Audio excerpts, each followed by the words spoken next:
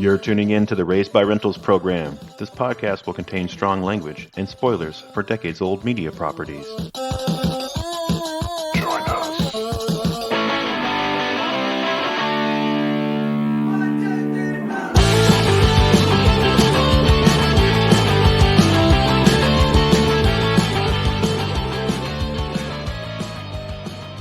Welcome, everybody. This is the podcast where we examine pop culture franchises of the VHS era and improv news stories, because we're the jolliest bunch of assholes this side of the nut house, to imagine how we might improve our favorite movies, TV, and games.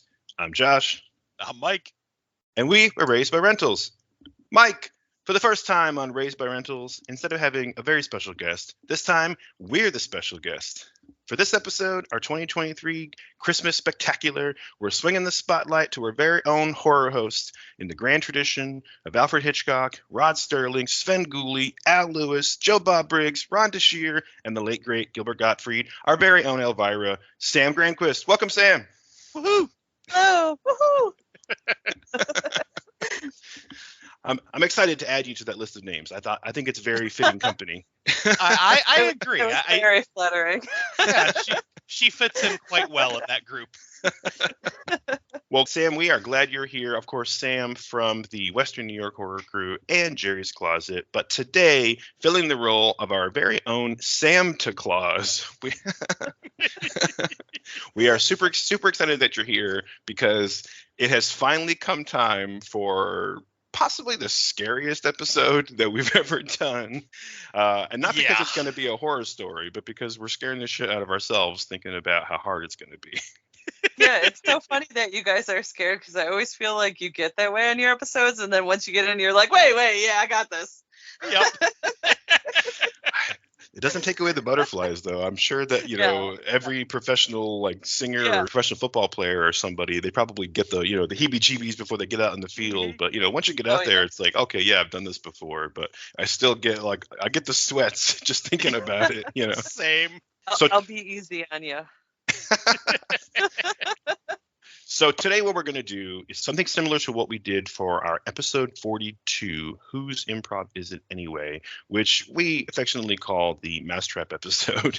And that was a fun game where we collected some prompts like cliches and tropes and things from the audience. You guys gave us some ideas and we mixed them up on a randomizer. And then we just came up with this wacky story about, a comic book about anthropomorphic mice. And it was like this Saw game. I don't even remember all the details now, but it was fucking like crazy.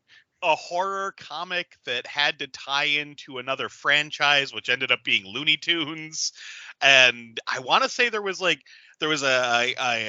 character that was supposed to be, or that was more important than they originally seemed to be. There was a bunch of different twists. But yeah, in the end, we got there, and it turned out to be one of the most fun episodes we've done. Yeah, it was hysterical. Thanks. Thank you. Certainly one that we've referenced a lot because we think back and we thought, oh, that's the hardest thing we've ever done. Everything else is easy compared to coming up with a story based on 8 different categories of random things we had to include in the story. Yep. And it was the longest episode that we ever recorded. Not necessarily the longest episode that we released, but it took us the longest time to actually record it because of all of... You wouldn't believe the number of ums and ahs and knows and oh shits that I edited out because we were just going, what the fuck do we do now? There was also, unfortunately, a very strict time crunch. So we ended up having to be like, all right, mark down where we are. I got to go to work. We'll pick this up tomorrow. And then we had to record the second day. So you can't even tell, you can't tell that you guys stopped it and then jumped back in. It works so smoothly that you don't notice at all. Nice. Yeah, it's the scene where they go down in the sewer and there's some kind of a secret code on the wall that they have to solve, where we were just fuck dude, let's just do this tomorrow. I can't think anymore about what we're supposed to do. And I was like, I gotta get dressed and go to work. I'm running behind. As you're trying to get dressed already, oh no, this isn't working. Yeah. Oh yeah. And Mike knows how many fucking times have I been on one of your podcasts over at the Boogeyman's Closet that I've been fuck, I'm in my car, I'm trying to rush home from work, I got to pick up the dog, I thought I had this scheduled, but all kinds of shit just got in the way, you know. And had that Mousetrap episode been any other mashup or any other plan, it would have been kind of a cheat because we would have had like the entire night to think about, like, what are we going to do to finish the story? And it's not really an improv if you have all night to think about it.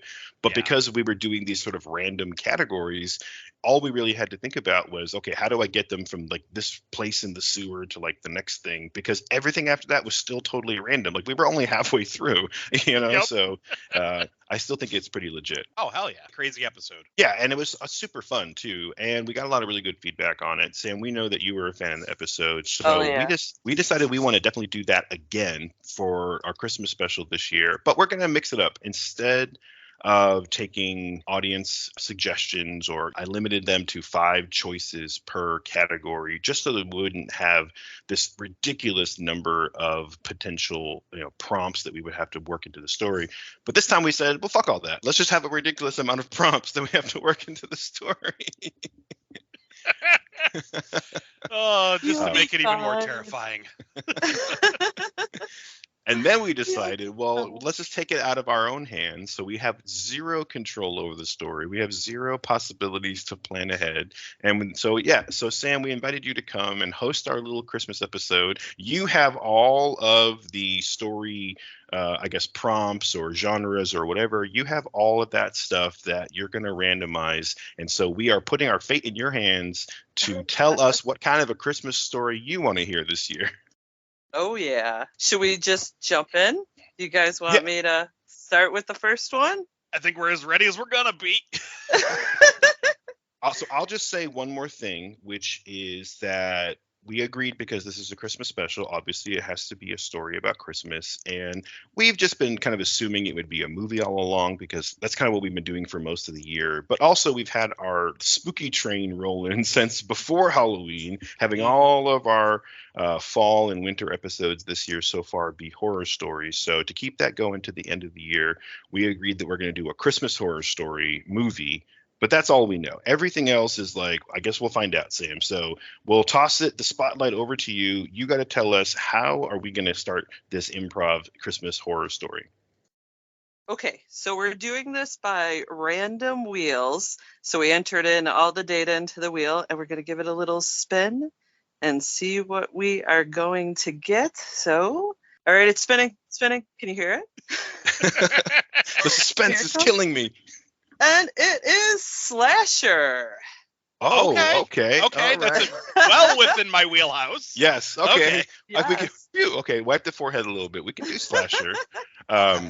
Yes, and just for the audience, so the slasher is our horror subgenre. Now, that doesn't necessarily mean that we're done with genre twists throughout this, but okay, so we're going to start with a slasher Christmas story. And it's almost similar to our last episode, because we unwittingly did a Christmas story as part of our Black Friday special. I don't think we had even planned that going into it, but somehow it became, Christmassy. We ended up killing a slasher character with a giant candy cane decoration.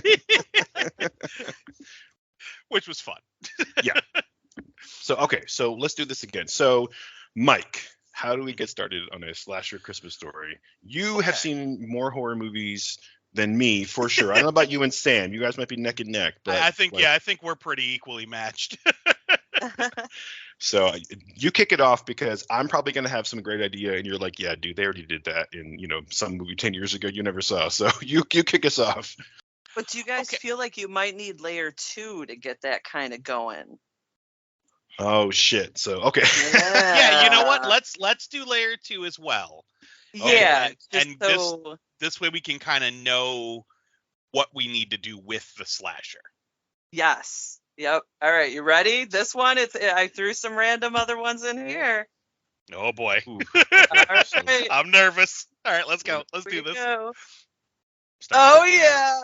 Oh my gosh. Puppets as in Team America as a reference. Oh my god. So this is going to be a what was it? The Thunderhawks and fucking Team America. And so you could have gotten live action, animated, found footage, claymation, or puppets. Oh, god damn it. I purposely took claymation off of the original list, and puppets is almost as bad. Fuck. Merry Okay. Christmas, love you guys. Okay, Shit. wait. We can work with this. We can work with this. In fact, this might actually play into the seedling of the idea that I had that started to pop up. So, okay. Here's an idea. Now, everybody knows about Krampus. We all know, we've all heard 1,000 different tales about Krampus. But there are a fuckload more of other horror, spooky, characters. Like for example, Belsnickel. It's a German folklore, and basically he's very similar to Krampus, but he's a human. He's just it's like picture like if George Costanza was a Krampus. He's like a pissed off little man who goes around and like knocks on kids' windows, and he asks them basically to recite a Bible verse or a poem, and if they screw it up, he beats the shit out of them with a stick to remind them to be better children. Nice. And then there's stuff like oh my god, what was the name? I gotta look it up real quick. I know it's called the Gray Mare. I think it's like Mary Lude or something like that. But it's this it's a character that's dressed up with like a horse skull and like creepy robes and all, and they come to houses caroling, and they add rude verses, and like basically they torment you, teasing you and yelling at you from outside the house until you give them cookies. So there's a bunch of different weird things. There's also the Yule cat, who eats mischievous children if they don't have new clothes. So that's a whole thing about getting new clothes on Christmas. Otherwise, you'll get eaten by the Yule cat. Yeah, Tegan was just telling me about that one yesterday. I don't think I'd ever heard of that one before, but someone at school was talking about it. There's a bunch of them. There's also Hans Trapp, I think his name is. He's basically much like Krampus, but he follows around Santa Claus or Saint Nicholas or whatever whatever your Christmas belief is. He follows them around house to house. The good kids get presents, and the bad kids he drags away and beats the shit out of them. So Okay. There's a bunch of different Christmas lore to play with. So if we're gonna do a slasher movie, and it's going to be with puppets, I think the puppet thing will actually lean well into this idea. What if the slasher is taking on different Christmas lore forms?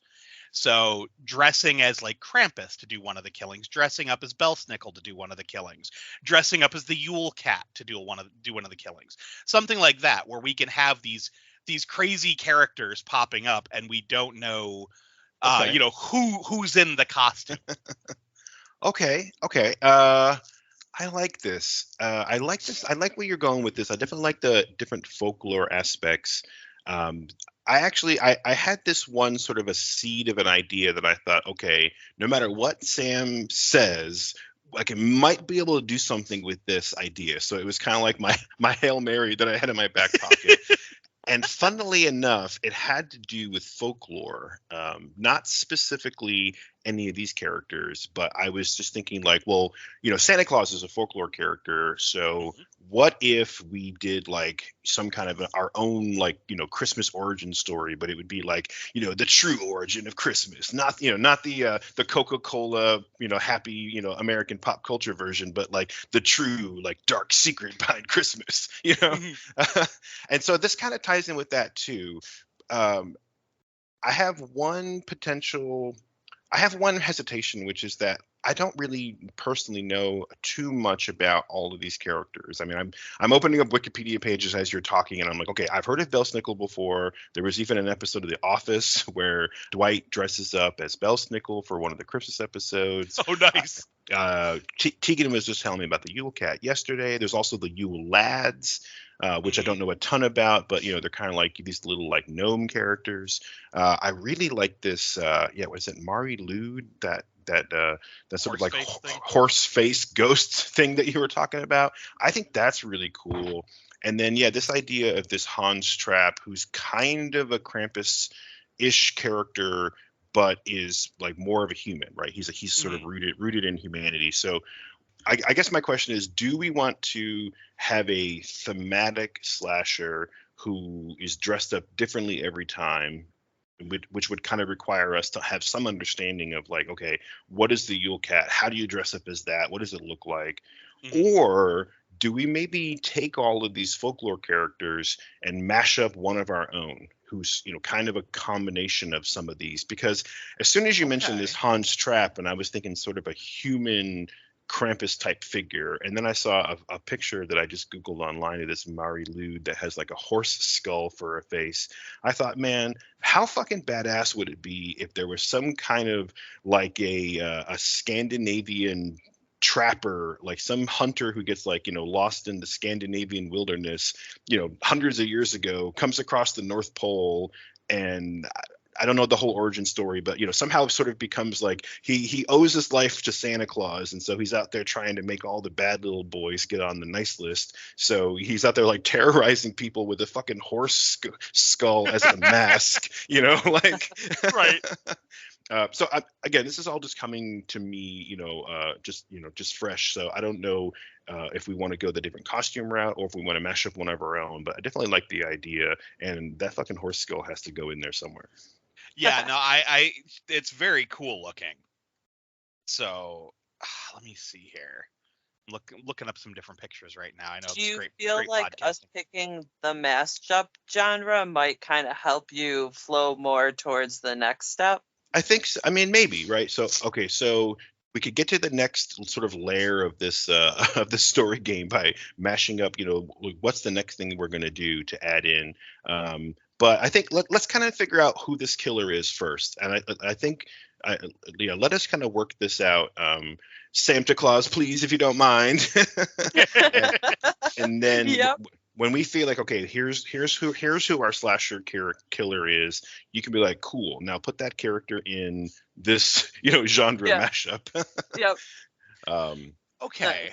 I like the idea of the like where you're saying like he owes his life to Santa Claus, but I'm trying to think, do we want to already go with like something as, whimsical or fantasy as actually being like, yeah, Santa's real, Yeah. that type of thing.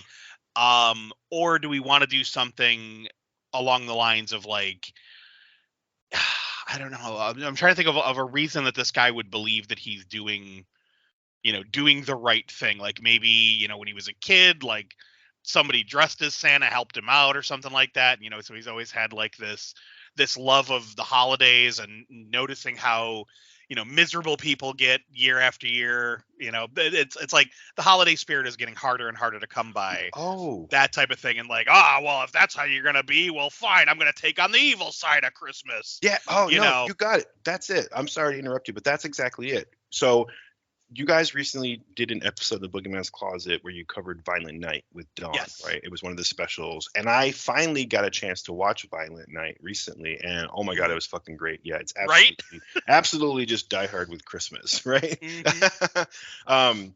But I don't want to give the movie away too much. So I don't want to mention anything about backstories here. If anyone hasn't seen Violent Night, you should definitely need to. But if I say to you, Mike, the character of Scrooge, think of Scrooge's backstory in Violent Night, where, again, try not to give too much away, but he basically had a childhood where he used to really appreciate Christmas and like gift giving. Something happened to him, and then he sort of turned on the whole idea of like, well, if I can't have a nice Christmas, then no one else can either. So fuck everybody, right? Right. But what if we kind of did it the other way? If a character like that went the other direction, a character who always grew up, maybe some rich, Norwegian or Swedish, family, live in a big fucking, European castle somewhere, just all kinds of lavish gifts, aristocratic parents. Christmas time and the holiday time was always the best time of year. And then something happens to ruin it. Like there's an invasion, there's a war, there's, thieves, something. But and then suddenly this character is impoverished. But then instead of turning on Christmas, like, well, fuck, if I can't be happy, no one else gets to be happy. Instead, it's like he's saying, no, like, this is the life that everybody should have. And every time someone tries to stop somebody's holiday cheer, I'll be there to to correct them. I'll be there Mhm. to course correct and be like, no, you're not going to ruin this kid's Christmas, motherfucker. you know See, now, as much as I like that, it's very similar to Christmas Evil, where the guy, I think his name is Harry Standling or something like that. He loves Christmas, like absolutely loves Christmas, and he wants to make Christmas special for all the kids, but people all around him are kind of like being dicks about it. So eventually he starts killing people because like Okay. how dare you ruin Christmas, that type of a thing. So and again, yeah, he Christmas was his favorite thing since childhood. So I don't know that we want to go exactly that same route, but similar. Like we could definitely have something where it's like, this person who Christmas is very important to them, and like I said, as they got older, they just see less and less of the Christmas spirit and finally decide, like, I'm going to do something about it. Or like, fine, you want to have a dark Christmas? I'll make it a fucking dark Christmas, that kind of a thing. Yeah. I think we can land somewhere in the middle of that too. I think if the origin of this character is, they used to love Christmas, something bad happened. Maybe it could be something as simple as if we're not going to just come right out and say, hey, Santa Claus exists in this world.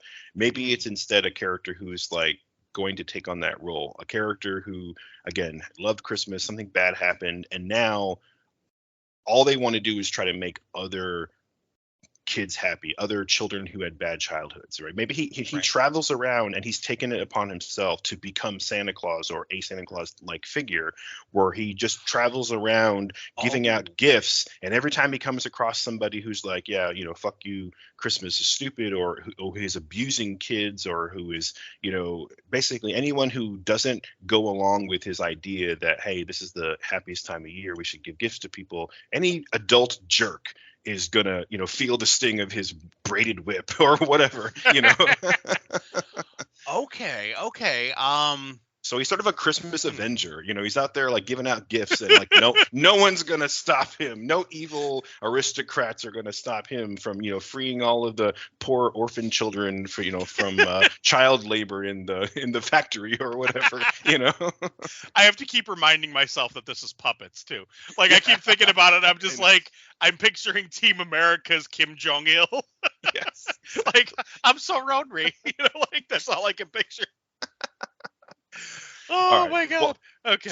So Mike, you decide. Let's make a decision so we can move on. I'm a fan of, let's just have this guy sort of be like a Christmas Avenger who somehow has become immortal or has lived a long life, and as he's collected or as he's traveled around Europe, he's picked up all these like local folklore stories and traditions and little trinkets and little gifts he gets back from the parents in the little villages, and so he's sort of become a walking collection of all these other folklore characters, where he's got a horse mask and the, I don't know, little Yule cat feet, or I don't know what the fuck, but go ahead.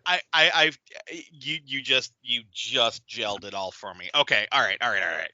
So we start off, like you said, we're going to go right back to what you first said about this kid who, grew up in like a super rich family in Europe, loving Christmas, and like, yeah, let's do like the war torn thing. So I don't know, pick an area of Europe that had some kind of crazy war and set whatever period of time this is.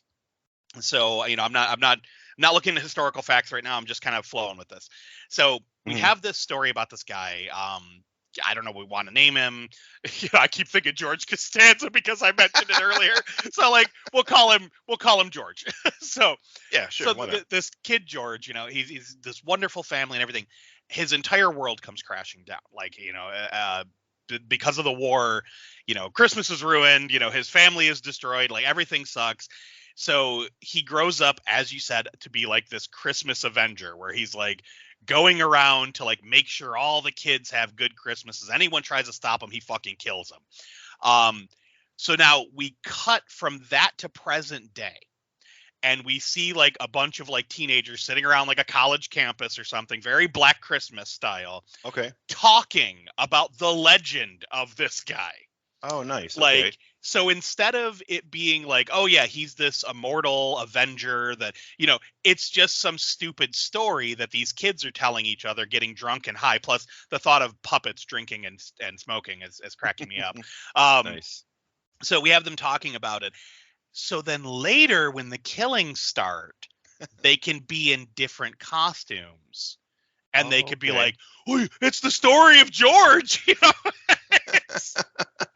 And then we have to figure out who is bringing this story to life. Okay, yeah. So they're telling the story about this folklorish character from like hundreds of years ago who suddenly it seems like they're on their college campus like killing people, right? Right. And it would be, and it could kind of start off as a joke, like, you know, one of these college kids is like, ooh, it's like maybe they. I'm just trying to Google names, so maybe he's called like, you know, the gift giver, right? Gift giver George, whatever. Okay. And I was like, can we really just call him like the Yule Avenger? You know? Which is also kind of funny. That is really funny, actually. Oh my god. But yeah, so maybe when these deaths start, this one character kind of jokingly is like, haha, it's like, you know, it's George the Yuletide Avenger, you know, come to get his revenge. And he's just like prophetically correct, you know? Right. I'm writing down George the Yuletide Avenger. That's fucking hilarious. Oh man, Oh, George shit. the Yuletide Avenger. That's so stupid. All right, Samta, where'd you go? We want to come and sit on your lap and give gifts. If you feel anything poking in your back, it's just my gun. I have carry. Oh, I was hoping for a candy cane. Shit. My elf has those. Oh shit. Oh man.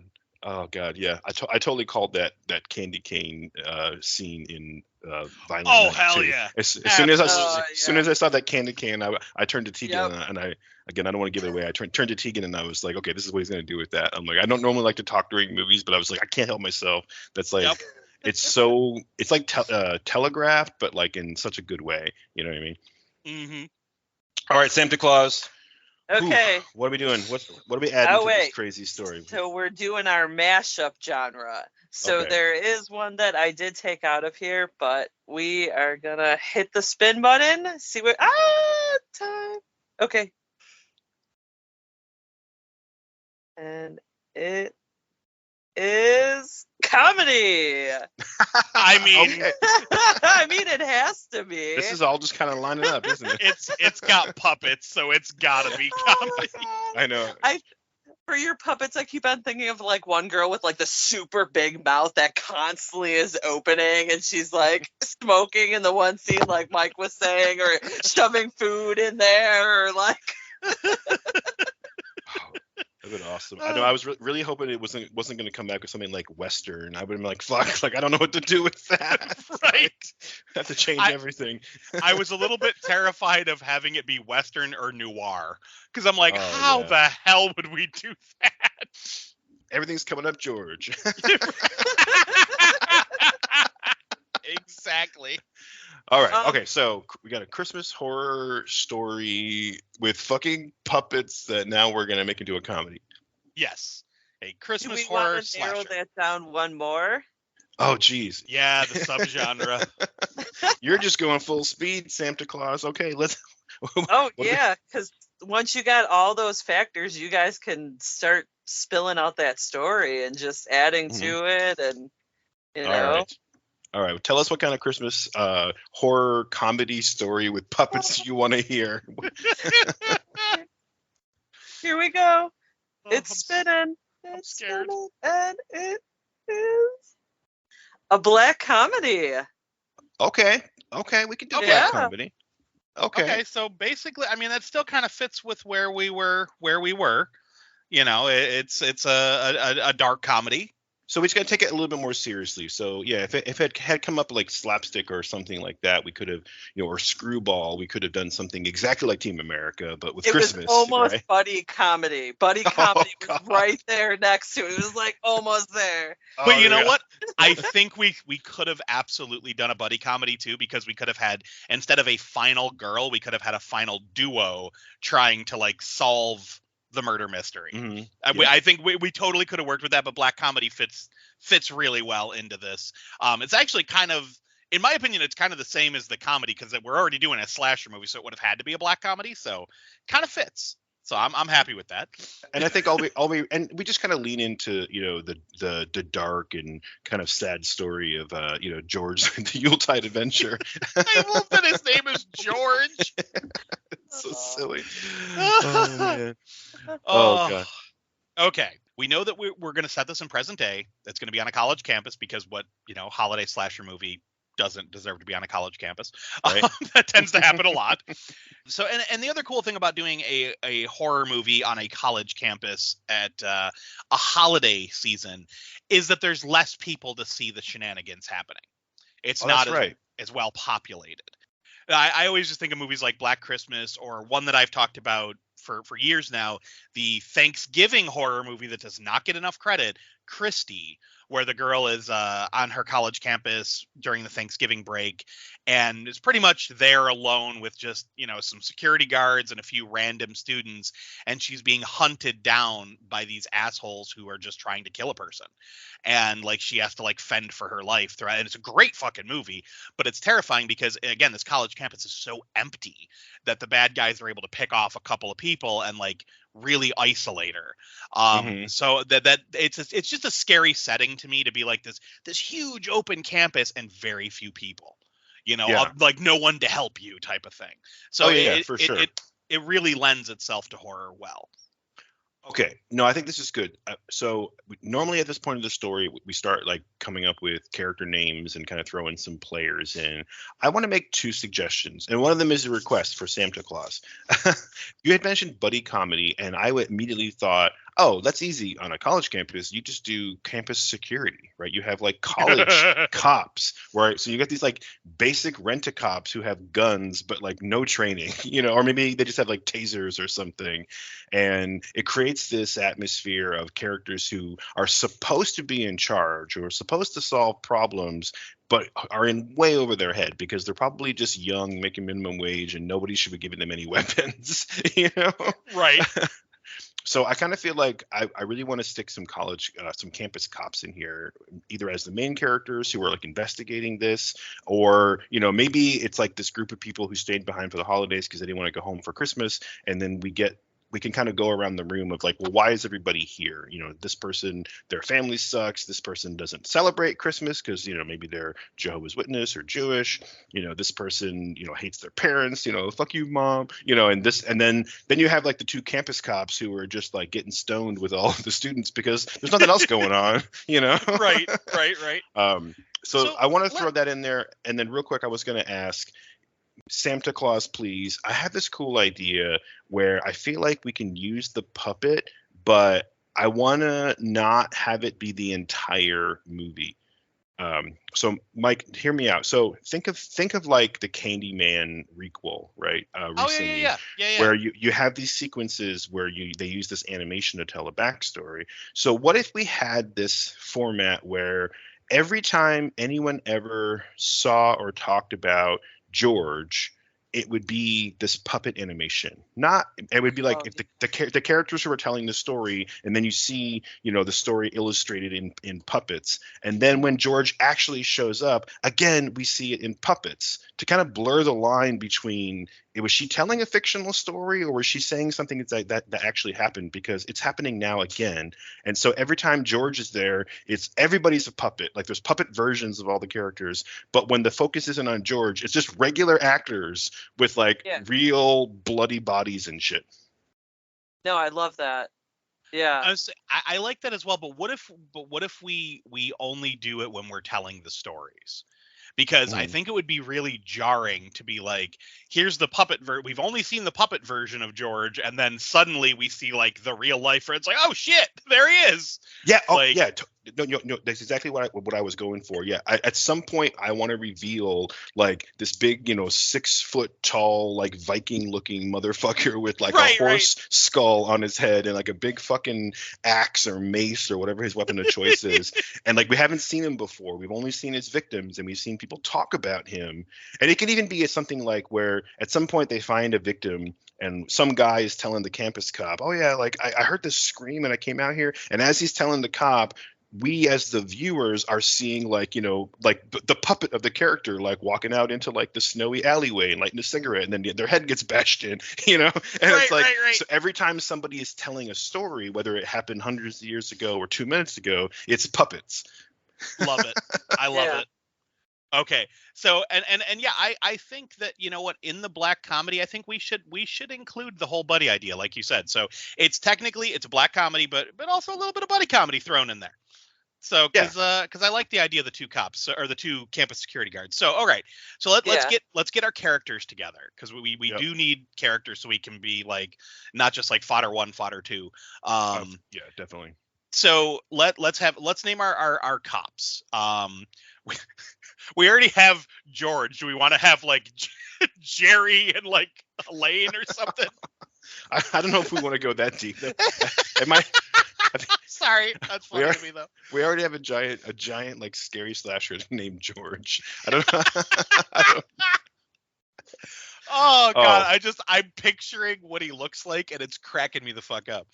But all right, so let's do this. Santa Claus, give us a name and we'll use it. Let's do it that. Hans. Hans. Okay, let's All go right. with the Hans. Which that would be kind of okay. Maybe Hans. Do we want him to be one of the guards, or do we want him to be the one like telling the story at the start of the movie?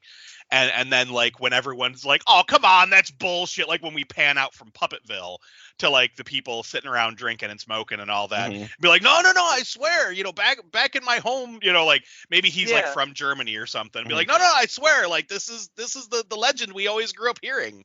No, you're absolutely right. And even though George is a funny name and this is supposed to be a comedy, I just looked up like what would George be to like a German speaker, and it's Jürgen, which is a fucking cool sounding name. Jürgen, I love Jürgen. Yeah, Jürgen. So we have a character who is German telling the story about like, you know, Jürgen the Avenger, this big tough motherfucker, and then his like college student buddies are like making fun of him, like what like, and they're fucking getting stoned, and they're like, did you say his name was George Revenge, you know, or something stupid, you know?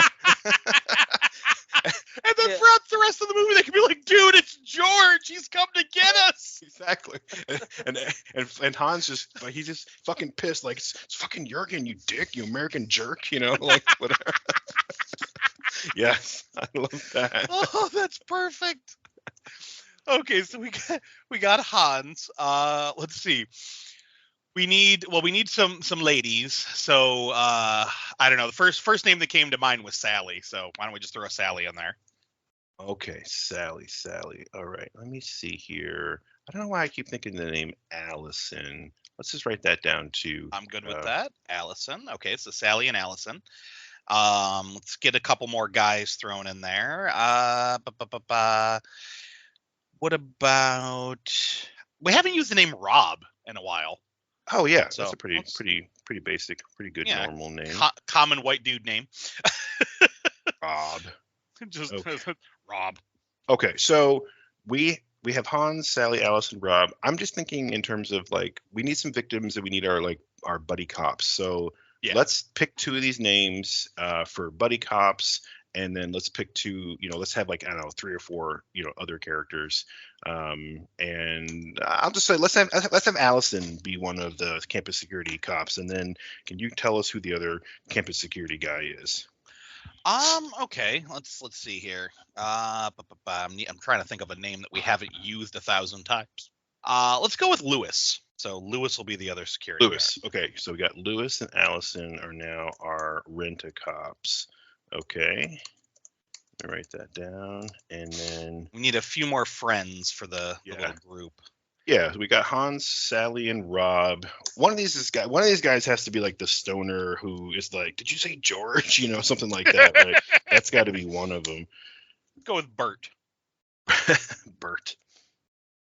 Let's say because I was thinking of Return of the Living Dead with the Bert and Ernie.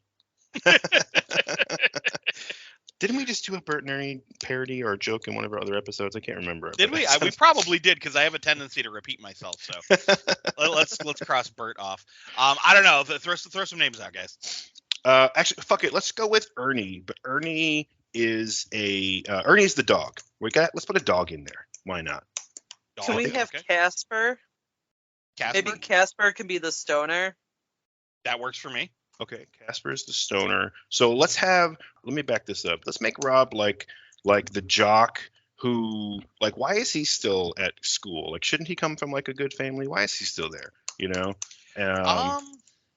Maybe because he's dating Sally and she isn't going home for the holidays type of thing. Oh, there you go. Crush on Sally. Yeah, that's good. Write that down.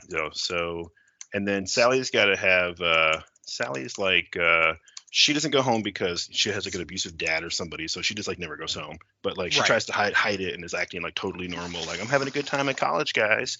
Mm-hmm. Yes, so that's good with Sally being kind of like having the bad life, so she's staying there with her boyfriend Rob. Right. Or Rob just is crushing on her. I think that would be so. Sally isn't dating him, but like Rob is really trying to, to hook up with her. Yeah. So he's like, well, I'm not going to go home to my happy holiday family. Because this could also be one of those things where when we get to Jurgen, like Rob is dismissing Christmas tradition to get laid. So basically he's like, fuck all that, warm, fuzzy family feelings around the holidays. I'm trying to get some. So Rob's going against form here. So that would give him a reason to for Jurgen to come for him. I love the fact that we just created a weird villain that started off named George. Oh God, this is great. So you guys still need probably 2 more people, right? Because we have a dog. At least a couple. Yeah, the dog is going to be Hans' dog. I think that would be cool. Yeah, I think Ernie should be Hans's dog, and then or maybe even like the let's go with Hans. I was gonna say maybe the security guard dog, but wait, we have a character named Bert. Weren't we gonna do? That's why I said no. Ernie You took Bert away. Yeah, we took Bert away. Oh, okay. I guess I missed that. All right, that's fine. Yeah, because Mike was like, I feel like I used him recently. Yeah. The reason I thought that it would be fun to have a dog, whatever we call it, is because you always have to have reasons for like why are people at the campus, and also reasons for people to like sneak around, right? So I was thinking it would be fun to put a dog in the movie, but also you have a character who has a dog that they're like hiding in their campus or they're hiding in their dorm room at school. So that would give, whoever this person is, like, they're used to sneaking around and they're not going to go home because maybe they like, befriended this like stray dog and took him in. And so now they're going to stick around through Christmas and like take care of him. But of course, the rent-a-cops are, every time they come around, the dog's owner is like, oh fuck, I gotta hide Ernie. So it's like you give somebody a reason to kind of sneak around. Not that we necessarily need to have a mystery, but you don't want to immediately like let everyone know who the killer is. Like there has to be at least some suspicion of 1 or 2 of the regular people, right? Right, and Hans is definitely going to be high up on the list because he's the one telling the story. So, when the killings start happening, they're going to be like, huh? Well, what's he doing? Why is he always sneaking around? And if Ernie is his dog, then it makes sense. Yeah, exactly. All right, so let's just have that be. Do we want Casper the stoner to be the dog owner, or do we want that to be somebody else? Well, we were thinking the dog would belong to Hans. Oh, God, yes. Geez, see, I'm not following along. Hans is the German student with the dog. Okay, got it. Maybe he just found the dog, and that's what reminded him about the folklore and the story.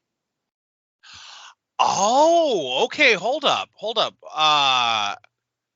Okay, I like where you're going with this, Sam. You just gave me a great idea. Okay, so the whole reason he could be telling the story is like he takes in, let's say, like they're hanging out for before people start breaking for Christmas break.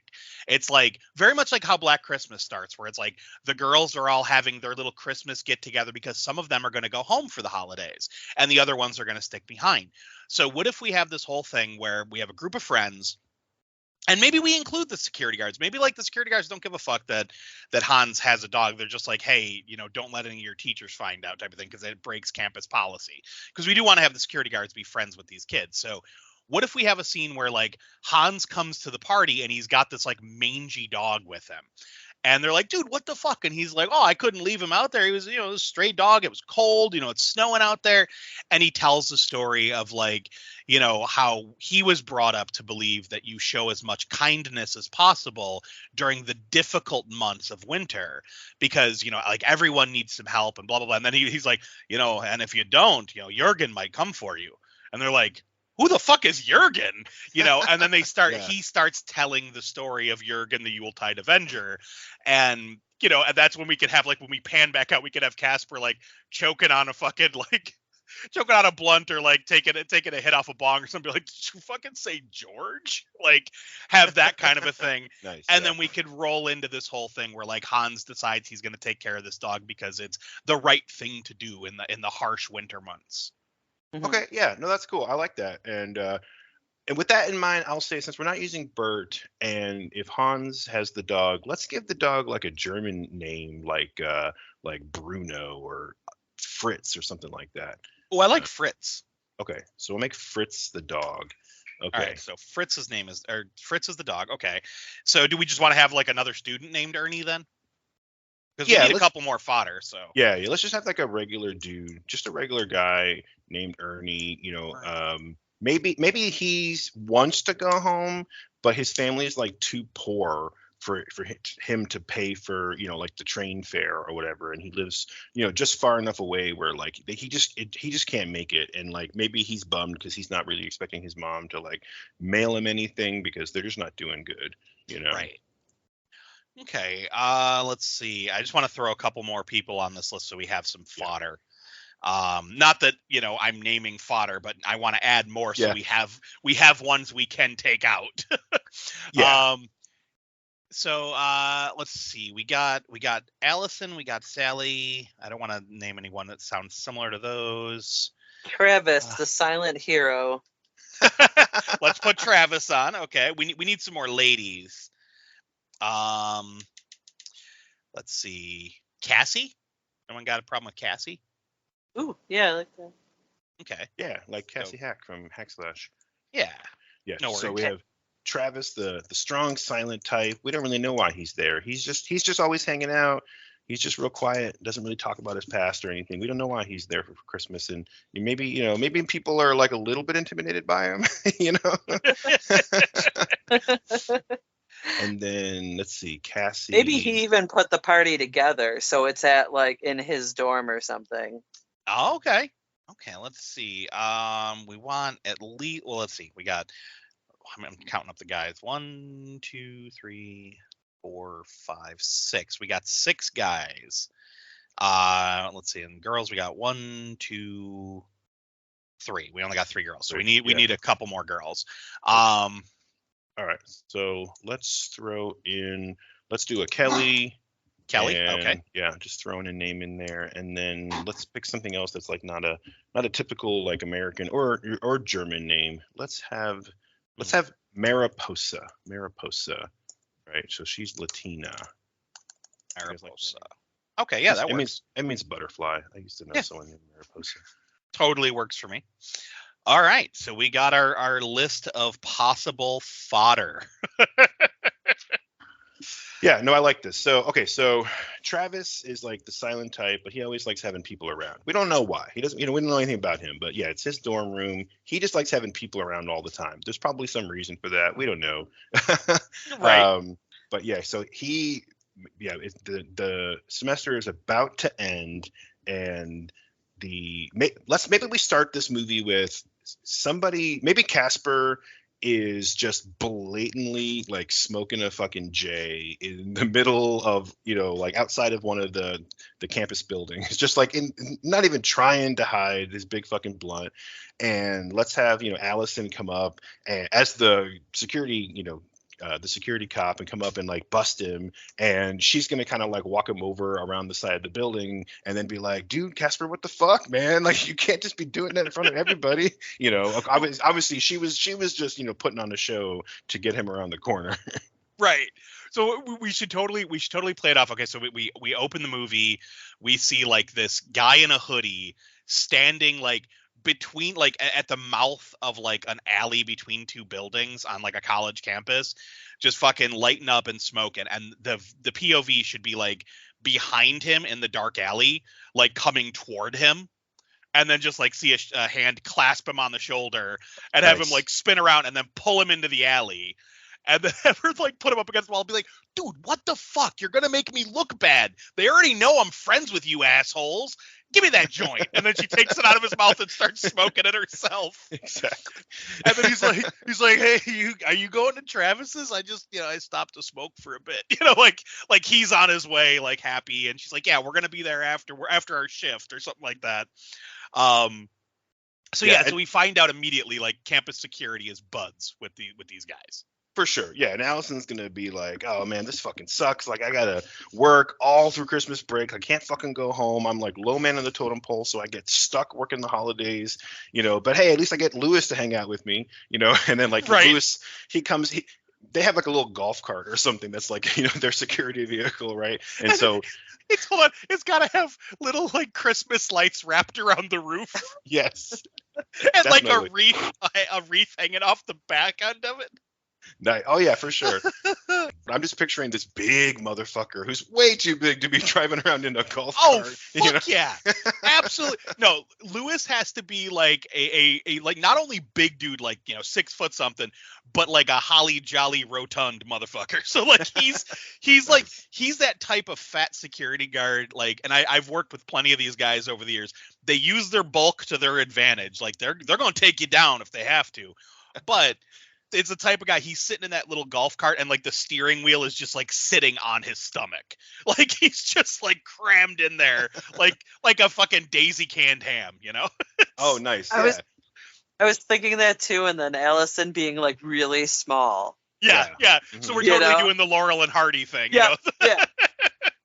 Yeah, and it should be that Lewis too, like he's the one who put the holiday decorations on the cart. Like he comes over, he's got a Santa hat that's like blinking lights on it, and of course Casper's like, dude, Christmas tree, motherfucker, yeah,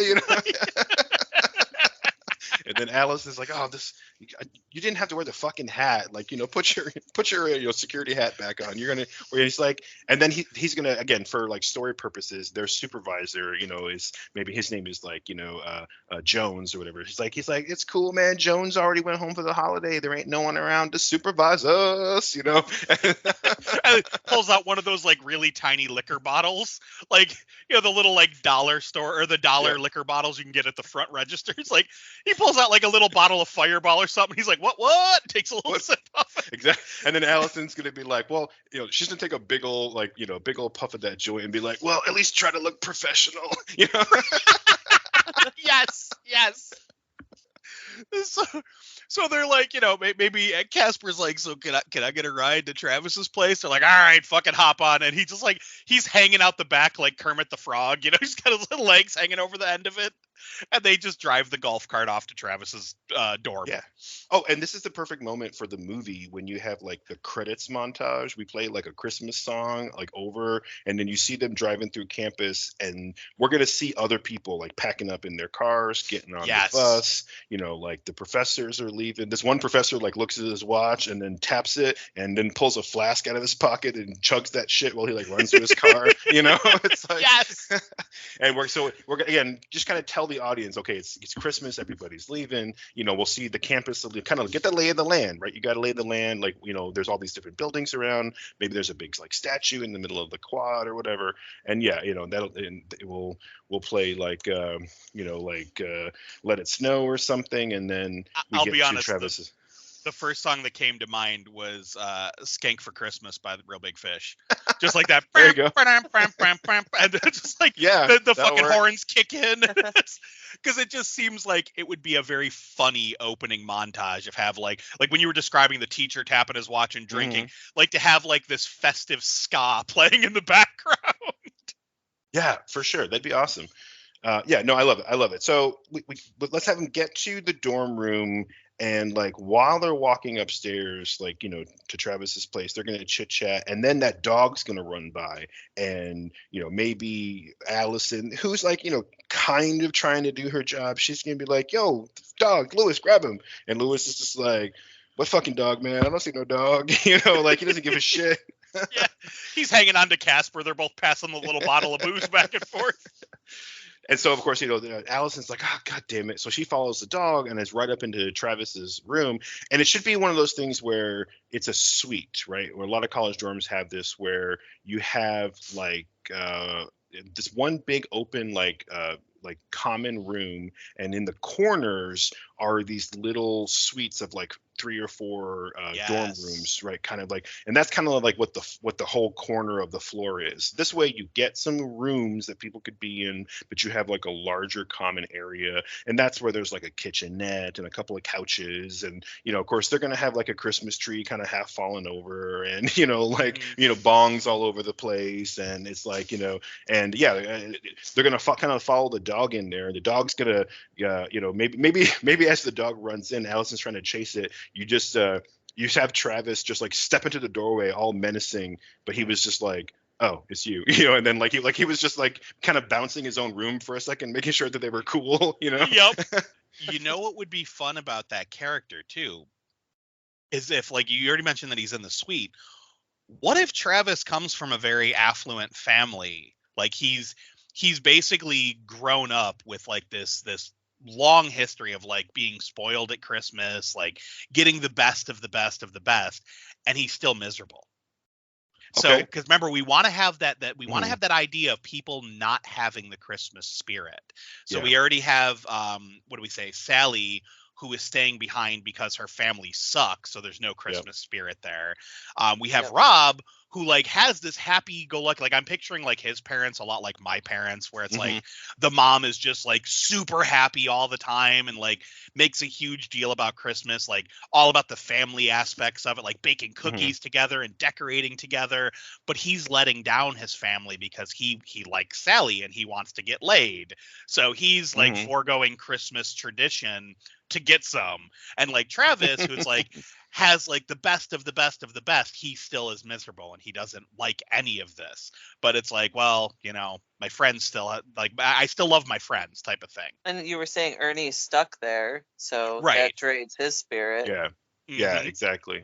Yeah, I was gonna say with Travis too, like he has this big family and all this money, but maybe like, you know, his parents just aren't very affectionate, so he just doesn't give a shit. Yeah, you know? But he likes having people around. He likes to run parties having people around because, hey, these are all people, you know, like he can make friends and like kind of experience, you know, real humans. You know, right? Like he's lonely, but he's like, it's that whole conundrum of you have everything in the world but human interaction.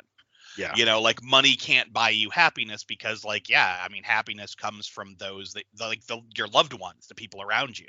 Yeah. So, yeah, like I like this idea that each character has that type of a flaw, so we can really play up that whole like avenging spirit of Christmas. Yeah, exactly. And then let's have Casper. Since we're talking about an avenging spirit of Christmas, like I was initially thinking at least one of these people needs to just not be like a Christian. Like Casper's Jewish, you know, he's named Casper because his parents are, you know, Polish or whatever.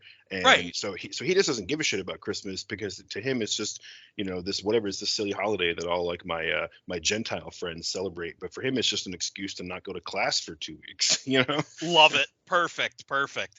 Yeah, like we can have a couple of things like that. Like you know, maybe Cassie is maybe not Jewish. Maybe she's like comes from a Jehovah's Witness family where she's just like, we don't celebrate Christmas, like we don't celebrate holidays. Like that's not important to me. But you know, hey, I'm glad my friends get something out of it. So yeah, I'm gonna join in on the fun. But hey, don't get me a gift. I don't want to. You know, we're not celebrating like that. So again, it's not like a dick move. It's just that's how she was brought up. You know. Yeah, exactly. And then let's see. For I want to skip Kelly for a second on my list. So Mariposa, let's have it be that she is the like the overachiever, like super nerd, and she's just like, I ain't got time for breaks. I have studying to do. I'm taking like 7 classes this semester. I'm on a track, you know, for to finish pre-med at like, you know, top of my class, you know, that kind of shit, right? Right.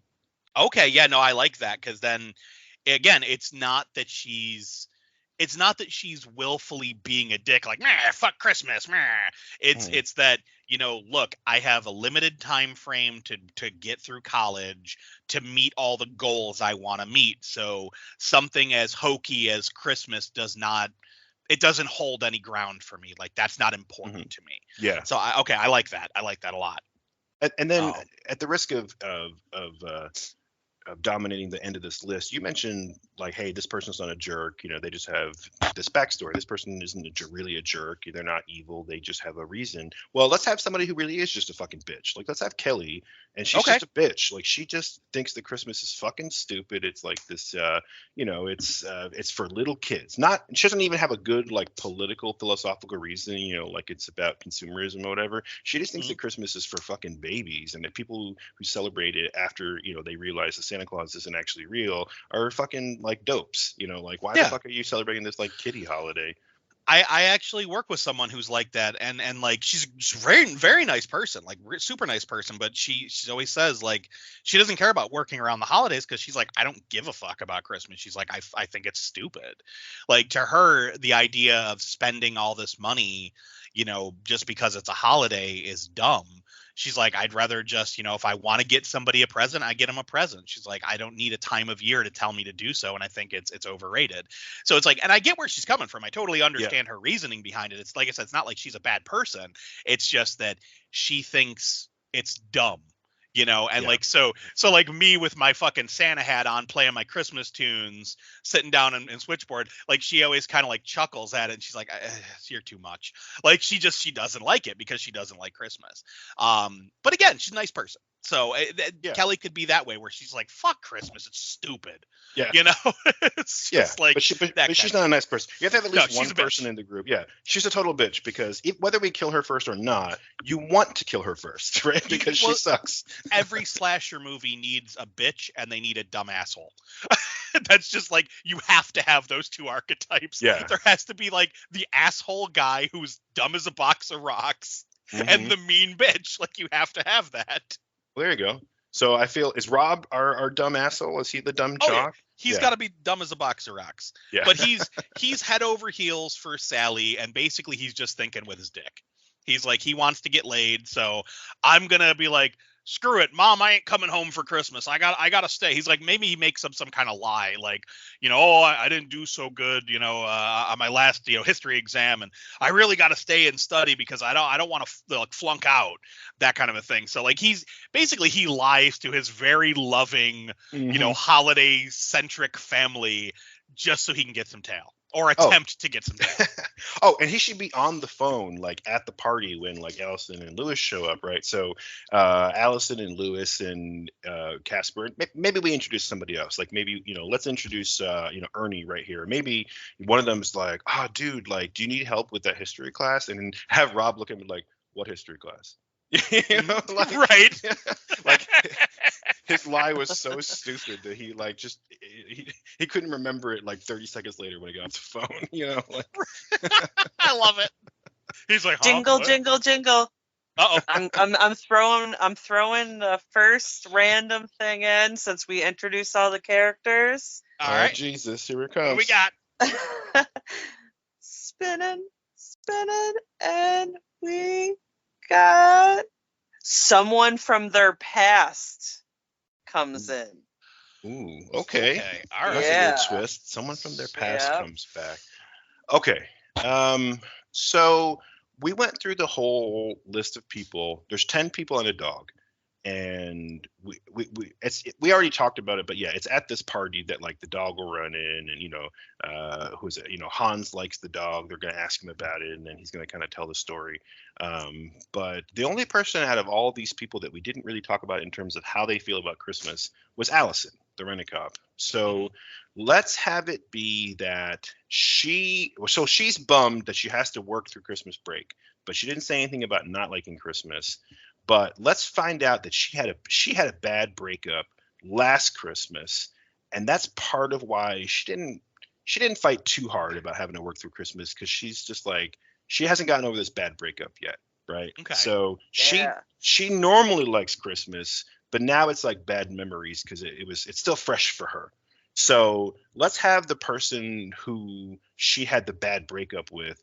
like they show up at the party right before Hans gets into the whole story. So I felt like we had enough people. So either we need to pick one of them ones that we already came up with, or let's come up with a new one. Allison's crush is gonna like slide in the door out of nowhere, and she's gonna be like, "Fuck," And it has to be somebody that like nobody fucking likes, and they're like, "Who the fuck invited this dick?" Okay, what if it's like one of those student teachers? Ooh, Like like a TA. Oh yeah. That's good. And like so everyone's like, oh fuck this guy, but Allison did fuck that guy. Um Yeah, okay, for sure. And he's fucking slimy. And he's this kind of TA who sucks up to the teachers. He thinks he is a fucking professor. He thinks because he gets to grade people's papers for the professor that he's hot shit. And he's fucking wearing like his suit with like the patches on the elbows, thinking he's all, professorial and proper and shit. He's got a fucking pipe, like he's putting on airs. Real genius. What the fuck is his name? Kent, right? Kent. Yeah. Oh, yeah. That's what I was thinking too. Totally. He's totally the Kent character. Yeah. Oh, I can't think of what the actor's name is that played Kent, but what I was thinking was specifically, I don't know why my brain goes to this because, fucking Road Trip is like a 20-plus-year-old movie, but I think of Anthony Rapp from Road Trip, who plays a TA, who's a total fucking dick, who's trying to fuck, what's his name? What is that guy's name? He's trying to fuck Breckin Meyer. He's trying to fuck Breckin Meyer's girlfriend, and he's a total douche. And he even, has this whole speech where he's like, like he's talking about using like double-sided paper and legal pads, and I'm like, oh, fuck this guy. All right, so we want to name the TA Anthony then? Yeah, we'll go with Anthony. Okay, that works. He is a dick that nobody likes except for Allison. And no one likes him maybe because he did something terrible. We don't know what he did, because if this guy's there to be like, the person from the past, let's have it be that Allison and Anthony had a real bad breakup, and everybody knows that Anthony did something terrible to her, but it's like no one's going to talk about it. Yeah. Maybe he did something like secretly videotaped them having sex and it leaked on the campus. Oh yeah. Something like, she had no idea that he had set up a fucking camera. It's like something real slimy and smarmy. Yeah. But and that's good too, because that's the kind of thing where it's like if he had like physically beat her up, there's no way he would be let in at this party. Everybody would kick his ass. But if it was something as simple as like, oh, he cheated on her, well, that's terrible. It's like, yeah, but college students do that shit all the time, right? Right. Where that's a good middle ground where it's fucking douchebag behavior that he should get his ass kicked for, and he should be shunned from this party, but he's just going to kind of roll in, and like no one really wants to confront him at first. Right. Okay. Yeah, I like that. Okay, so and I think we can also have, and I'm going to save this for a little later, but I think we might also have another someone from the past moment that I think could play in with another character, but I'll bring that up once we get into the killings. Yeah. So I think we should probably let's move ahead. I think we talked about all these characters, all the shit that we've been talking to each other about. That's kind of what we're going to find out about. Like Travis is going to let Allison and Lewis and Casper in. The dog, they're going to sort of follow the dog. The dog runs over to Hans. Maybe Hans is like playing his acoustic guitar. Maybe he's that guy at a party, like. Yeah. And then, Allison's going to go get a drink. You're going to kind of like meet, like, Cassie's going to, come over, and she'd be like, oh, I'm so glad you're here. I thought I was the only girl who was going to be here for the holidays. You know me, I can't celebrate, whatever. And then we'll kind of meet all the characters like that. They'll have their little moments, Lewis and, Ernie's going to overhear like Rob talking to his mom on the phone. And like, maybe, I feel like Lewis and, Ernie would kind of be friends too. So we'll kind of meet everybody. And then, Anthony walks in, and it's like, the room goes quiet and all awkward. It's like the record screech, like exactly. And Allison is kind of like hiding behind Lewis, like not wanting, Anthony to see her at first. Of course he's going to, and that's when you're gonna have like, maybe Kelly and Mariposa are gonna be like, what's the deal with this fucking guy? Like, why is Allison hiding? And like, oh, you don't want to know, girl, like, and we won't know it. We won't know just exactly yet what it is, but like something terrible happened.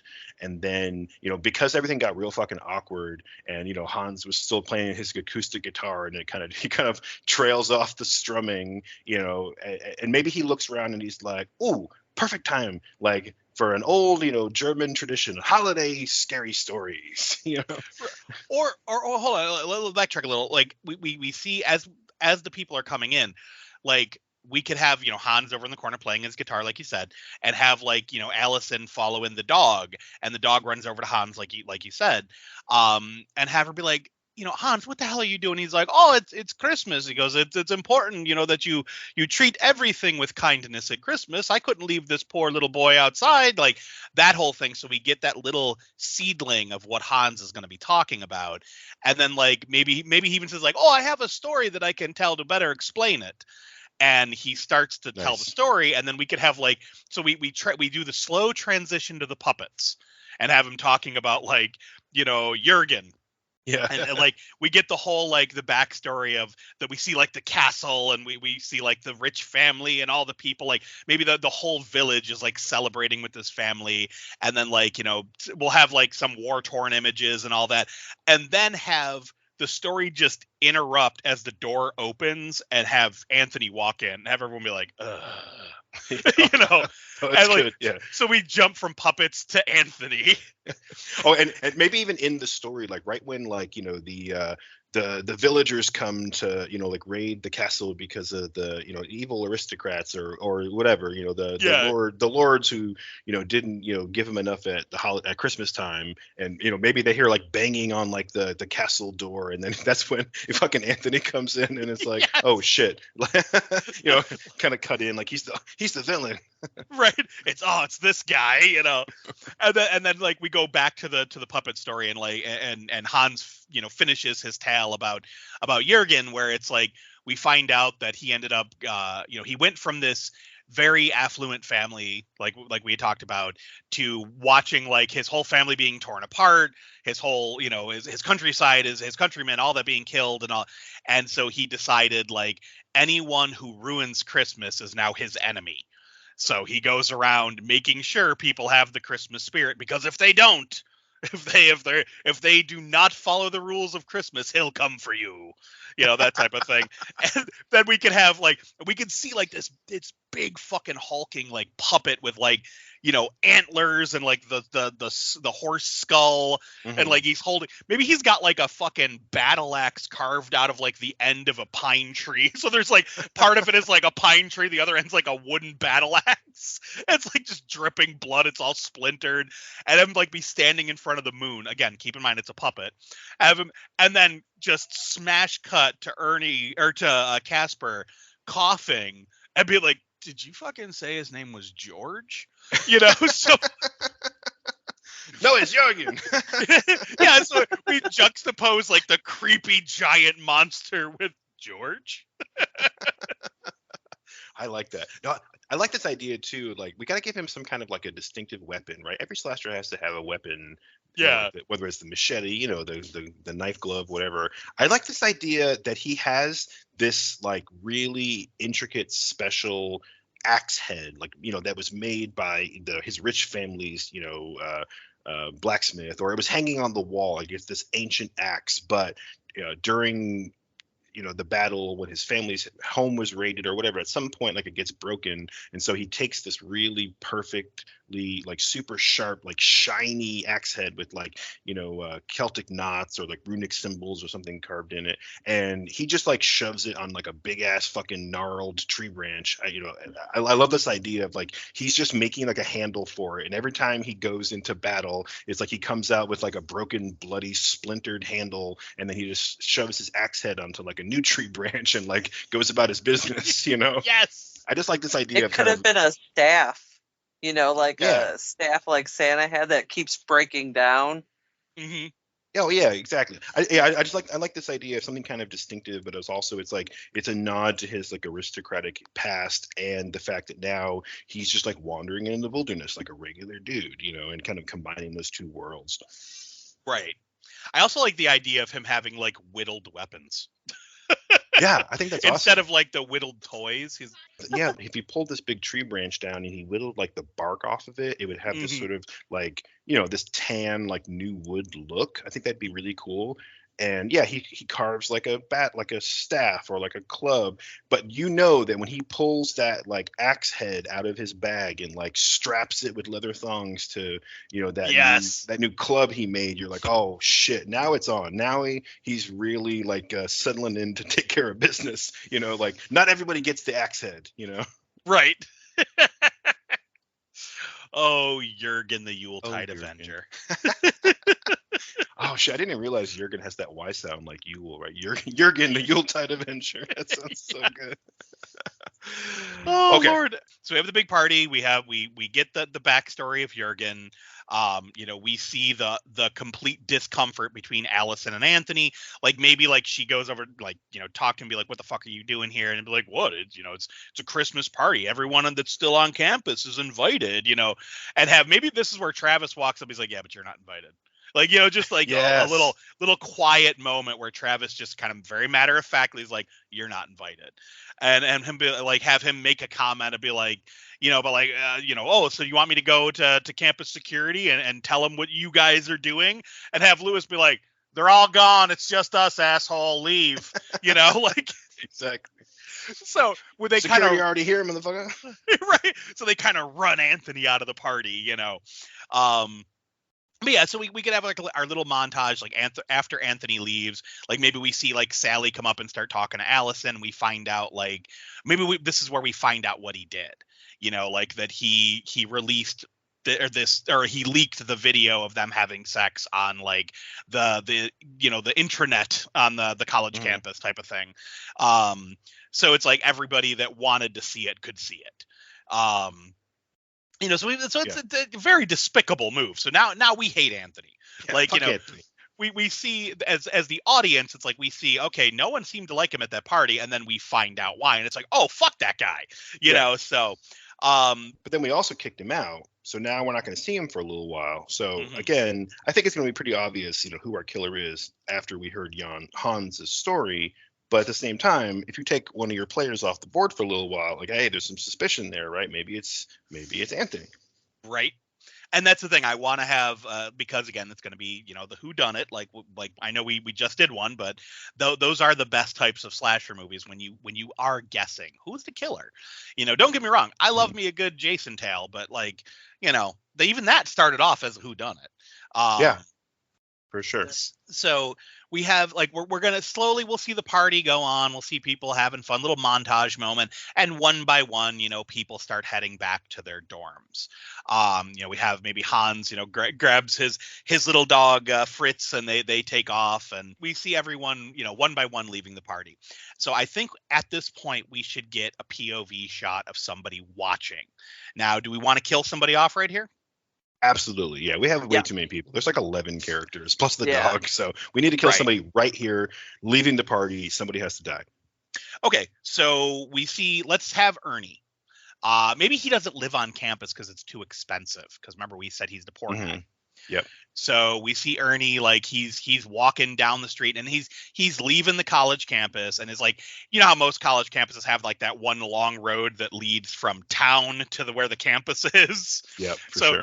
He's like picture where End Trip is, like you got Town Line Road, and then like there's only a couple little establishments here and there before you get like several blocks down to like where the houses are. So yeah, you have him kind of walking down the road, maybe just smoking a cigarette or smoking a joint or whatever, and somebody is watching him. And at this point, I think maybe we don't show the kill. We just show like the zoom up. He turns, gasp, and then cut to black. Like, what happened to Ernie? Yeah. We'll find out later. Yeah, we'll find out. No, for sure. And just to spoil it right here, because he's killed off campus, Allison and Lewis aren't going to be immediately alerted to him being dead. So we'll find out later.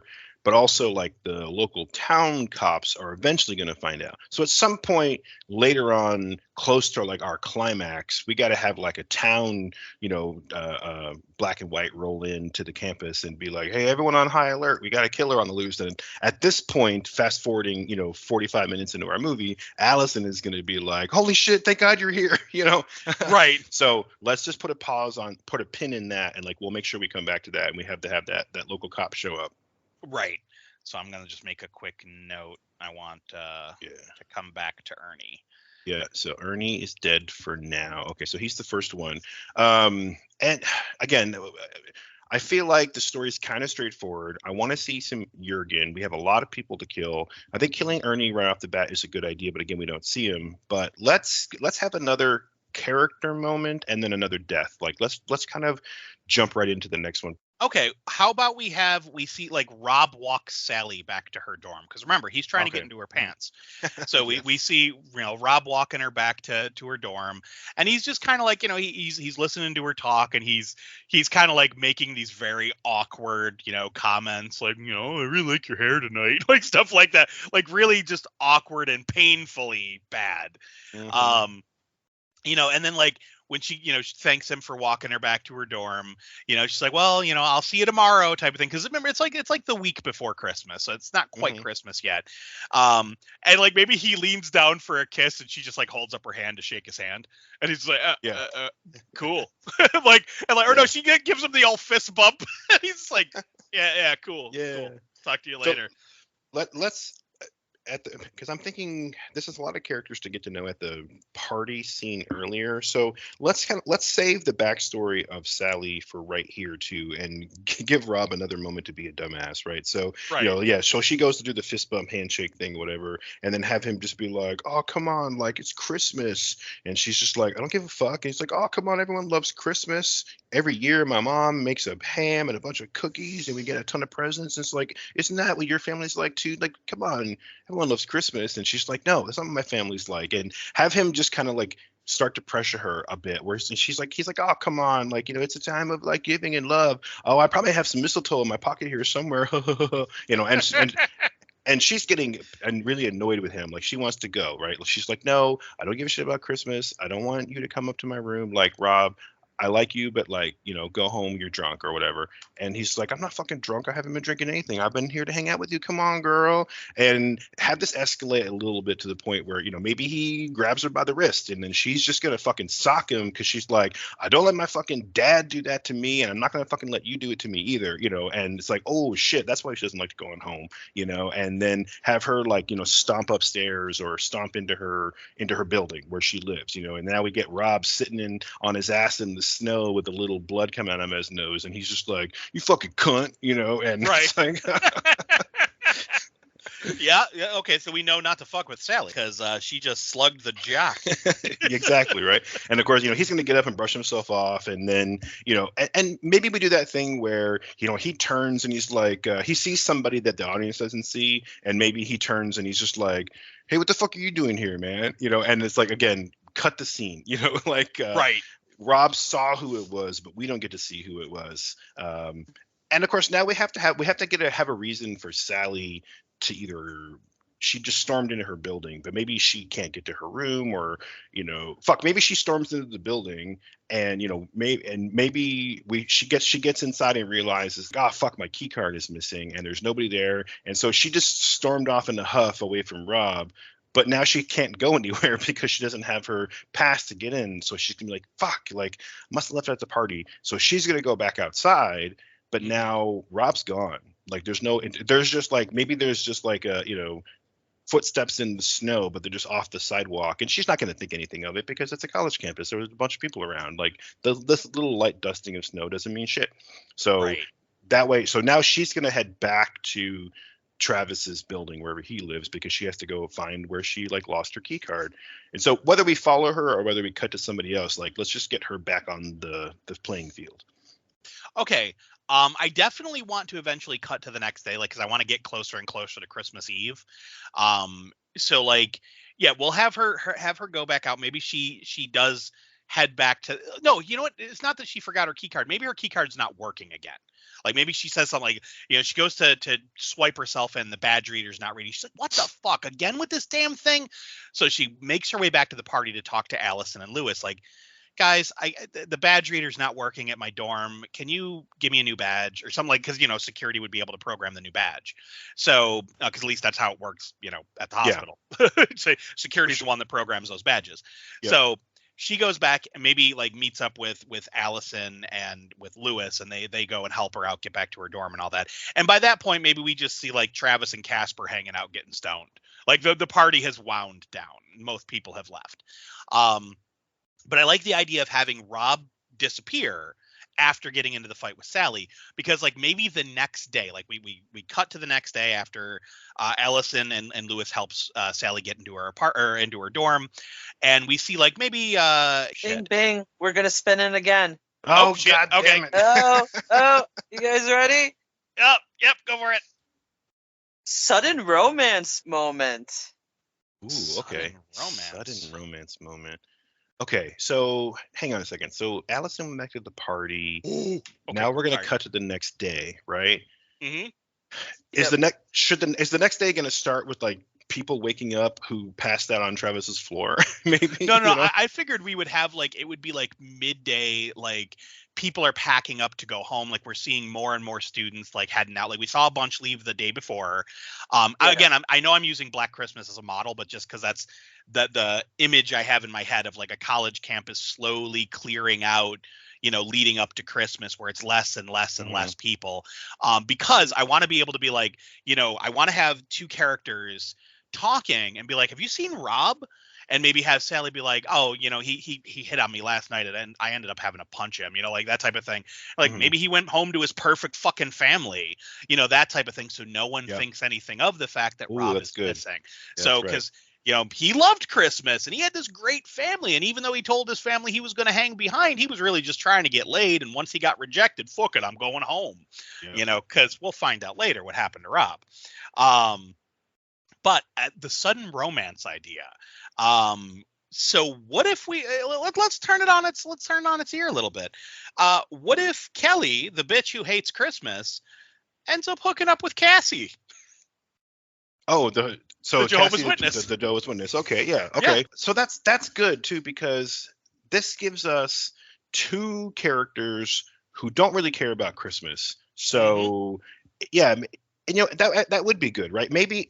Oh, that's okay. So it's like and we midday haven't talked about it much yet, so that's a perfect way to bring them in. Yep. Yeah, that's so. This is actually really perfect, right? We can have, maybe that's what it is maybe Travis is still at his place and he's all packed up, ready to go. But one of his roommates, one of these people is one of his roommates, or who like lives in this suite. But fuck, I don't think we have anybody left because we had Rob or. What about Casper, the stoner? Oh, Casper. No, that's good. Yeah, the Jewish stoner. Yeah, okay, that's perfect. So Casper is there packing up, and one of the other characters is there. Maybe Allison is just hanging out, with him because she's like sick of patrolling around in the cold, So that, again, they're having a talk, and she's like, "Oh, what happened to Rob?" and blah blah, that whole thing. And maybe at this point you see, one of the other dorm rooms, there's like a like a sock on the door or whatever, and then maybe Allison is just like, "Wait, isn't that Jacob's room? I thought he went home for the holidays." And then Casper's just like, "Yeah, it totally is." He's just laughing, like giggling. And then Kelly's gonna come out of that room, like kind of like putting herself back together, and then Allison's like, make some comment about like, "Shit, you sure slept in," and then you see Cassie kind of peek out of the room behind her, and they're like, "Oh shit, okay, never mind, you guys weren't sleeping." Yep. But it'll be kind of a surprise to everybody else, like, "Oh shit, Miss Perfect Prissy, Kelly hooks up with like with the non-Christian, the non-waspy type with Cassie." Yeah, and then but this is good too, because then later at some point, whether it's later today or the next day, we can do the same thing where like there's a party or they're having dinner or whatever at nighttime, and then maybe have Cassie and Kelly kind of give each other the look, and they're like, "Yeah, okay," and then they kind of sneak away, right? So now we can get those two characters separated. No, I like this. Okay. All right, so the next day we're gonna have like we said, we have the whole thing where I'm just trying to recap so I can keep all the players straight. Rob is missing, and everyone thinks he went home. Yep. All right, No, so no one asked about Ernie yet. yeah, If because he does come up, well, because sorry, he go ahead. lives off college campus, so no one would think anything of it that he isn't there yet, since classes are suspended right now for Christmas break. He really has no reason to be on campus unless he's hanging out with people. Like maybe they just assume like he's working or he's hanging out with his roommates. Yeah. Oh, and no, we can do in this scene too. After Casper and Allison are kind of talking about people going home and where's Rob and all this, and then Cassie and Kelly come out. Maybe at this point, Allison, she's just fucking bored because she's supposed to be working, but there's nothing to do but like hang out with a stoner friend. So maybe she's just like, hey, like you guys partying again tonight, and maybe Travis is just like, no fucking way, man. But Casper is just like, no, it's cool. Like we'll just we'll meet up at wherever like the chow hall is. Like I was trying to think of a name of like some building on a campus. Like we'll meet up at like Strathmore Hall or whatever, where they have like the cafeteria. And Allison's like, what the fuck are you gonna hang out at the cafeteria for? She's like, it's Christmas break, no one's gonna hang out. Like our food, our meal cards still work or whatever. So he's basically planning like a party to crash the cafeteria that night and like pig out. And because his buddies are like the security cops, he knows he's not gonna get busted. So of course Allison's like, okay, fine, like I'll be there. So if we want to, we could jump ahead to that night, and now there's another gathering of people around, and now this time they're having like their Christmas feast with like cafeteria food. Mm-hmm.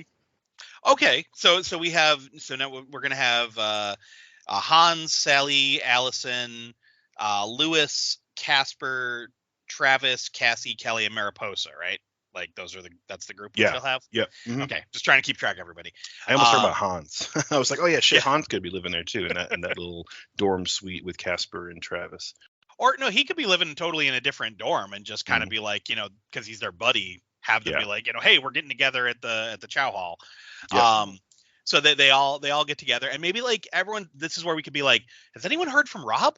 Like where's Rob? And have maybe Sally tells her story here, like, yeah, he walked me home last night and wouldn't take no for an answer, so I had to respond with my fist. I think I heard a little bit more than his pride.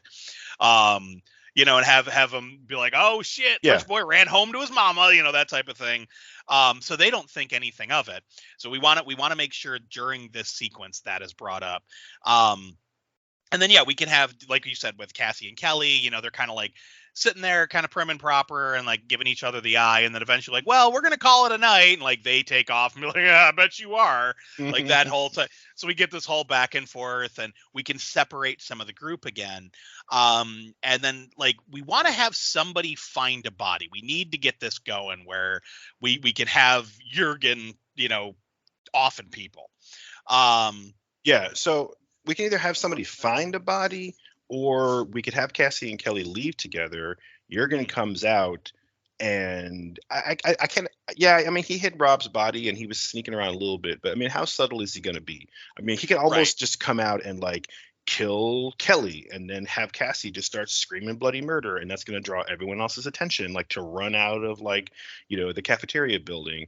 And they could run out, and maybe it's like Cassie and Kelly are both gone, but this time, unlike with Rob, now there's like blood in the snow, and there's like a lot of snow churned up, like shit, man, there was a fight here or something. And that's exactly what it could be, right? That everyone's inside chilling. At some point, somebody should mention like, "Hey, you invited Ernie, right? Like he never misses like meals. He never misses a free meal." And then have Casper be like, "Yeah, man, I sent him a text, but I haven't heard back. I don't know, maybe he's hungover or something." And just kind of throw that out there, and then have Cassie and Kelly leave. We see it turns to puppets, and we see like Jurgen like comes out of the darkness and like takes out Kelly, takes out one of them. Cassie starts screaming bloody murder. We see everybody inside like, oh shit, Allison and Lewis and the whole group of them, they're all going to run outside to see what's going on. But now again, there's like blood in the snow, so it's not finding a body, but it's still finding evidence that something is going on. So now the tension is high, and we can move into that part of the slasher movie where it's like, okay, now everyone knows that there's murders happening, so what are they going to do about it? Okay. I like where you're going with this. So yeah, we do all the stuff you just said, like with, them talking about Ernie not being there. We talk about Rob heading home.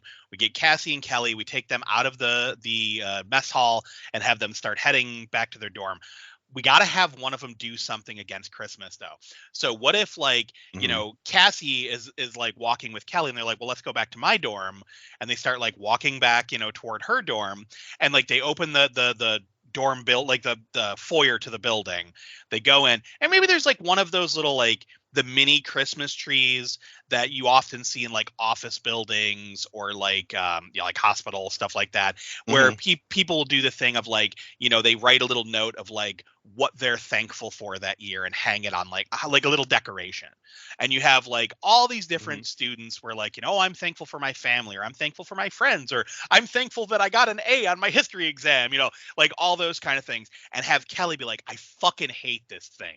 And have her just knock it over and have Cassie kind of laughing like, ha ha ha, fuck Christmas. And then we cut to puppets and we're like, oh shit, something's going to happen. Oh yeah, shit! This is awesome, right? So yeah, they go into the dorm room or into this foyer of this dorm building. They have this little interaction where they kind of pause for a minute, but then again, the building is mostly empty. It's mostly dark. They have these like key cards to get in. What if they go to this sort of the hallway where like the elevators are, and it's just real dark, and then have Kelly be like, or I forget whose dorm room this is, but whoever lives there is like, so Kelly's like, oh, that's so weird that the lights are out over here. I wonder if they have the building on like half powered, to save electricity over the holidays. And and she goes to hit the elevator button and the elevator's off, and she's like, oh fuck, of all the cheap bastards to turn the elevators off during the holidays.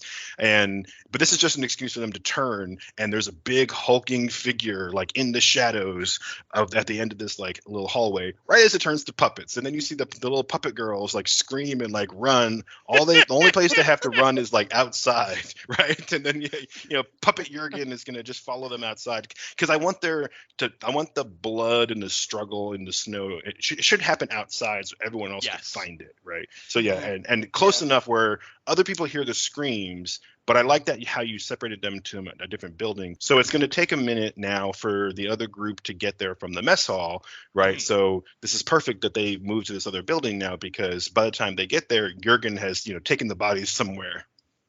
Yes. Okay, so I love this. So we see the way I'm picturing it. I wish I could like make you guys see the puppet imagery I'm having, because it's fucking hilarious in my head.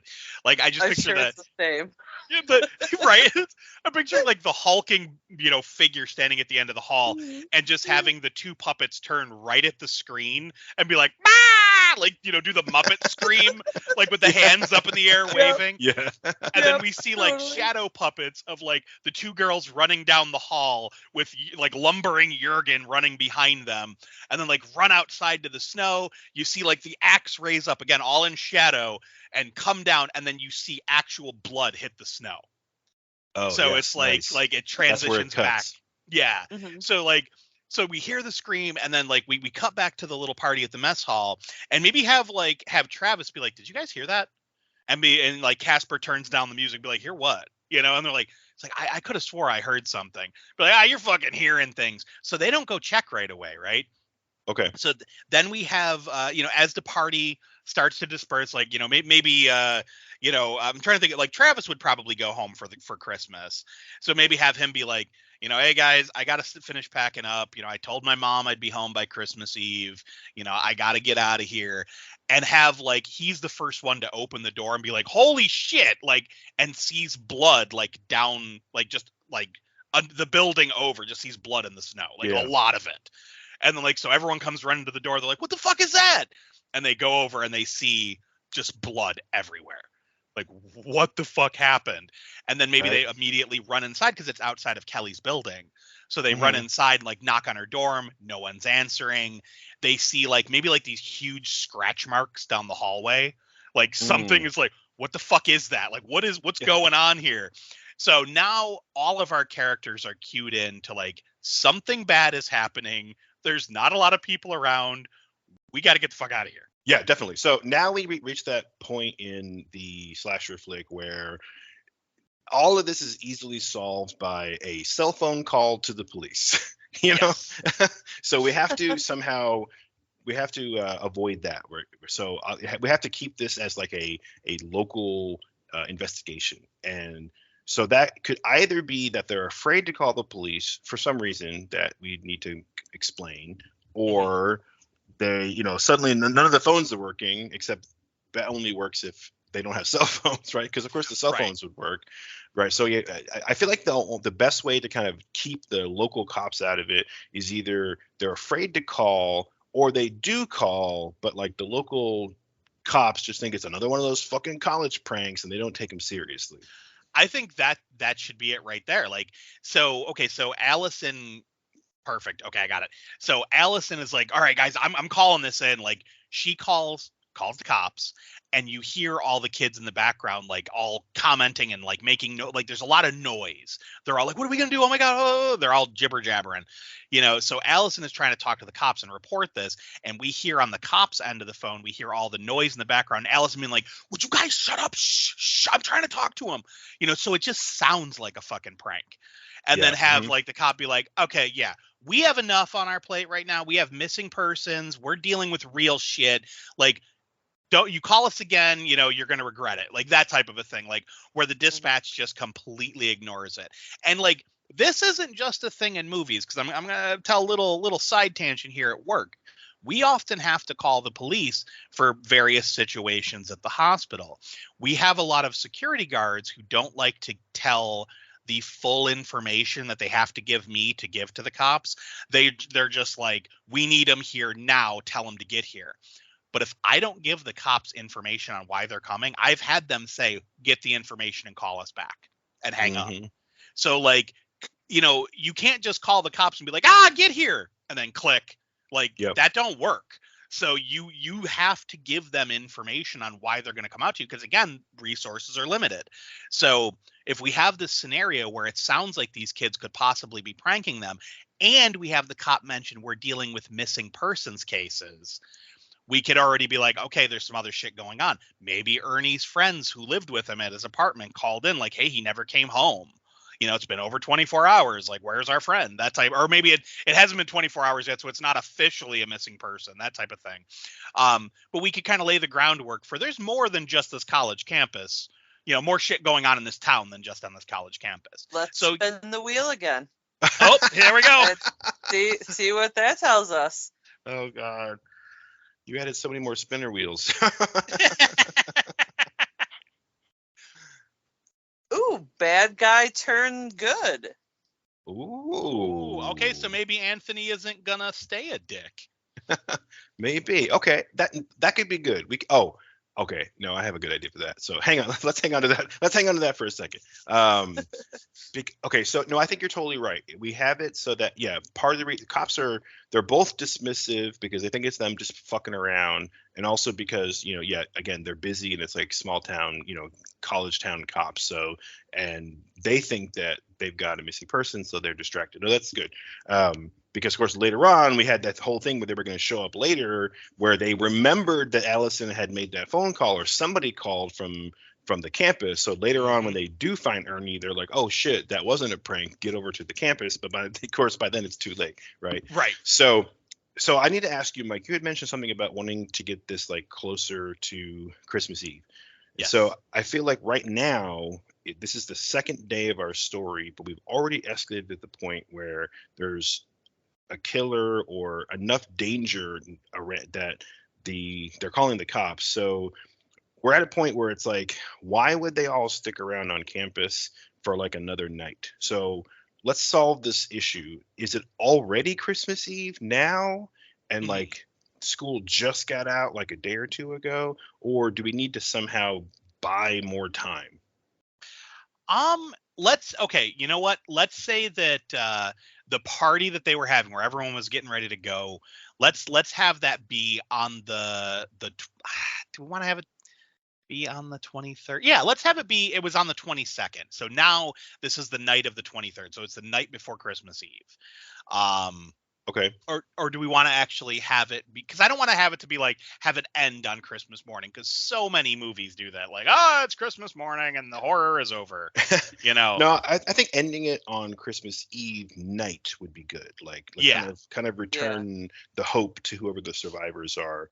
And you know, it also kind of depends on like what day of the week Christmas falls on. We don't have to get that specific, but this year, as an example, my kids, they are going to school all the way up through the Friday before Christmas. So it's the 22nd is a Friday, and then 25th is Christmas. So it's literally they're going to school the entire week, and then they have the normal weekend, and the Christmas is Monday, right? Yeah. So, but they still have 2 weeks off, but it's after Christmas. So I think that Yes. there's still a way we could coordinate this where it's like the last day of classes was like a Friday, and then Christmas is Sunday, right? So the last day of Right. classes was Friday.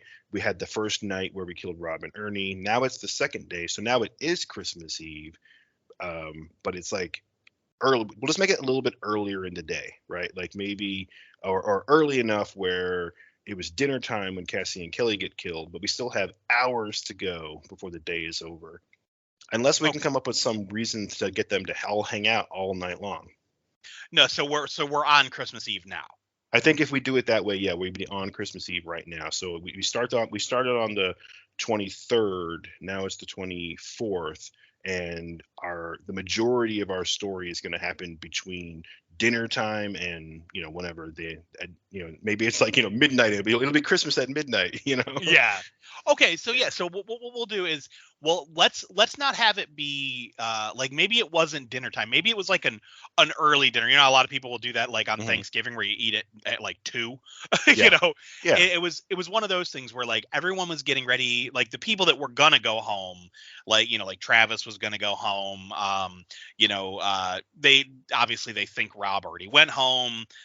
Stuff like that. Like there were going to be people that were going to go home. So they're like, let's get together early, have one, last hurrah, blah, blah, blah. So like by the time that Kelly and Cassie get taken off the table, it's like 5 p.m., 6 p.m., somewhere around there. Yep. That's what I was thinking. Yeah. So, and Travis is saying, like, remember, he said, like, I told my mom I'd be home on Christmas Eve, so I got to leave. Mhm. You Yep. know, so like That's right. he's ready to walk out the door and be like, hop in his car and drive home so he can get home before nightfall. Maybe it's like an hour drive. Maybe he lives close by, something like that.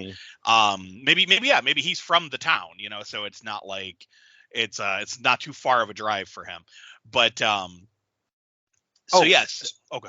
So this brings up another interesting thing. Like, I like Travis. He's a cool guy, but everything that you were just saying about him, like having to leave in the middle of the day and like drive home off campus, is like Travis can die right here. And very much like Ernie, where like he left campus and gets killed, but like nobody knows right away, and then Yeah. that can, or he tries to leave campus, and that can set up a scene later on where maybe again later on in the panic of like, oh shit, we have to get the fuck out of here. Who's got a car? I don't have a car. Do you have a car? All I have is this fucking golf cart. Maybe they're trying to find a car, and they go out in like the parking lot, and like, oh fuck, Travis's car is still here. Why is his car still here? And they go over there, and they find him like impaled in the seat or something like that. Well, no, because remember, Travis was the one. He opened the mess hall door. He was like, "Hey guys, I gotta head out," and he goes to walk out, and he saw the blood in the snow. And was like, "What the fuck?" Like he's the guy that alerted everybody. So he's still there, right? Okay. Yeah, so he's still there. Yeah. He's with the group because he's like, "We gotta fucking call the cops." Like, what the hell? Like, Yeah. So no, I was just posing like an alternate scenario where we could, maybe have, again, just I'm also thinking of ways to get them to not leave the campus. Like they can't call the cops. They don't have a car. They're whatever. And so we either way is fine. We can take that off the board real quick because so we have the scene where they call the cops. The cops do not take it seriously whatsoever. They're like, fuck you, we got real issues we're dealing with. It's Christmas Eve, I don't need this bullshit. So we have like Travis be like, all right guys, we gotta get the fuck out of here. There's something happened. We got to get the fuck out. We got to go down to the police station. They're not believing us. So have them maybe like go to his car, and like it is just fucked. Okay. the fucking engine has been like impaled by a tree or something. Like something Nice. fucking wacky. And we could even cut to puppets there. So it's like Yeah. have them like go running through the parking lot and have them like see Travis's car, and there's literally like a fucking pine tree through the hood of the car, and it would be like, what the fuck happened? And again, have him saying that as a puppet would be really funny. Yeah. You know? So yeah, that works out really great because then right there, while they're standing in the parking lot looking at his destroyed car, they can all kind of look around at each other like, well, who else has a car? It's like, I don't have a car. Like, I live on campus. I was going to stay here. Like, Travis is my ride, and then, Right. Of course, Lewis is like, all I got is, is Matilda over here, the fucking like golf cart, or whatever. And so again, that's good. We kind of lay out the fact that, okay, they called the cops. That didn't work. They tried to leave in a car. That didn't work. And I'm just playing devil's advocate over here, trying to like fill in plot holes to like every horror movie because people always complain like, well, why didn't just call somebody else? Like call your dad, Right. call your sister, or whatever. But I think right here it's like what we're doing is we're creating this panic where Right. shit, they don't think they can go anywhere, and because it's already Christmas Eve, we don't have to buy any more time. Fuck, we could have it that.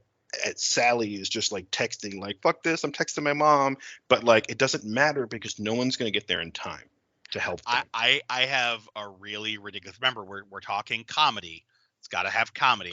Oh yeah, I almost forgot fucking- about the comedy. I have a ridiculous idea here. So we stay in puppet mode. Okay, we see the impaled car, and Travis be like, what the fuck, my car? Like, how are we going to get off campus? And have like, have Travis look at the rest of the group, and we almost see like a line of them and be like, do you ever ride out of here? And have like, this is where Casper's like, dude, you were my ride. And Lewis was like, hey, all I got is Matilda, my old trusty golf cart, and then have Allison be like, nah, I don't got a car, and going down the line, Hans be like, I live here. You're like, I'm an exchange student. Like we're going through, and then have like, we finally get down to like Mariposa, and she's like, I don't got a car. And she like turns like, do you? And the next person in the line is fucking Jurgen. Oh, Like he's just standing there like this hulking fucking brute. yes, that's awesome. Have them like the total Scooby-Doo moment where they're all just like, ah! And fucking run, and then we get to like like Jurgen's chasing behind them with his axe. Nice. No, that's awesome. Yeah. I don't know if we want to go that silly, but I No. mean that's the first thing that came to mind. No, I totally do because I was kind of getting to that point too when I was saying how like there's not going to be any time because I feel like at this point like let's just fucking get to business. Like Right. we've done the sort of fake out, we've done the missing person, we did the early kill to panic everybody. Now it's just fucking open season. So Right. yeah, I think the rest of this movie should be cutting back and forth between puppets and real people, pretty often. Yeah, so now it's just full speed ahead. Everyone's going to panic and run. No one's calling anybody, or if they text anybody, it doesn't fucking matter. They're not going to get there in time. Who cares, right? Mhm. So, yes, I know I love this. Let's put the comedy back in. When they see Jurgen and, everybody just kind of like looks up at him. And maybe Hans is the one who's just like, the Yuletide Avenger. He's like... Well, no, like, save that because I love that. I fucking love that. But let's do the thing where it's like, Mariposa is the last one in line, turns to Jurgen, be like, "Do you?" And have him just be like shake his head back and forth, and have them be like, "Ba ba ba ba ba ba," and then they take off running. Maybe as Jurgen goes to like swipe at her with the axe, and she does like the shaggy duck, and then they run. So we have them like they pile into whatever, pick a building, like another dorm or like maybe the security office or something. They slam the door, like, what the fuck was that? And this is where Hans, we do like the slow zoom in on Hans's face, like lit from underneath. Be like, it's Jurgen, the Yuletide Avenger. Like, come to claim the souls. Like, I love how Hans went from a German accent to sounding like Mr. Krabs. Right. Yes, exactly. Money. So do we want to have Jurgen actually kill somebody in the parking lot? Like when he swings that, like, maybe, Sally ducks it, but like, Mariposa doesn't, or, Yes, or Casper, yep. maybe, Mhm. maybe even Yeah. Casper, because we like him. I kind of want to keep Casper around just for a little bit longer. But yeah, let's have. Well, we don't want to kill. Do we want to kill another girl? Because we just took off Cassie and Kelly. Yeah, that's what I was thinking too. Like we can't kill Hans because he's got to tell the story. Lewis is the only other one, and I like Lewis, but again, I was just thinking it would be funny, but it would also be pretty brutal. And if you take in a character that we like, it would be a gut punch, which I think is kind of what the scene needs. Right. Okay. Yeah. You know what? Let's have.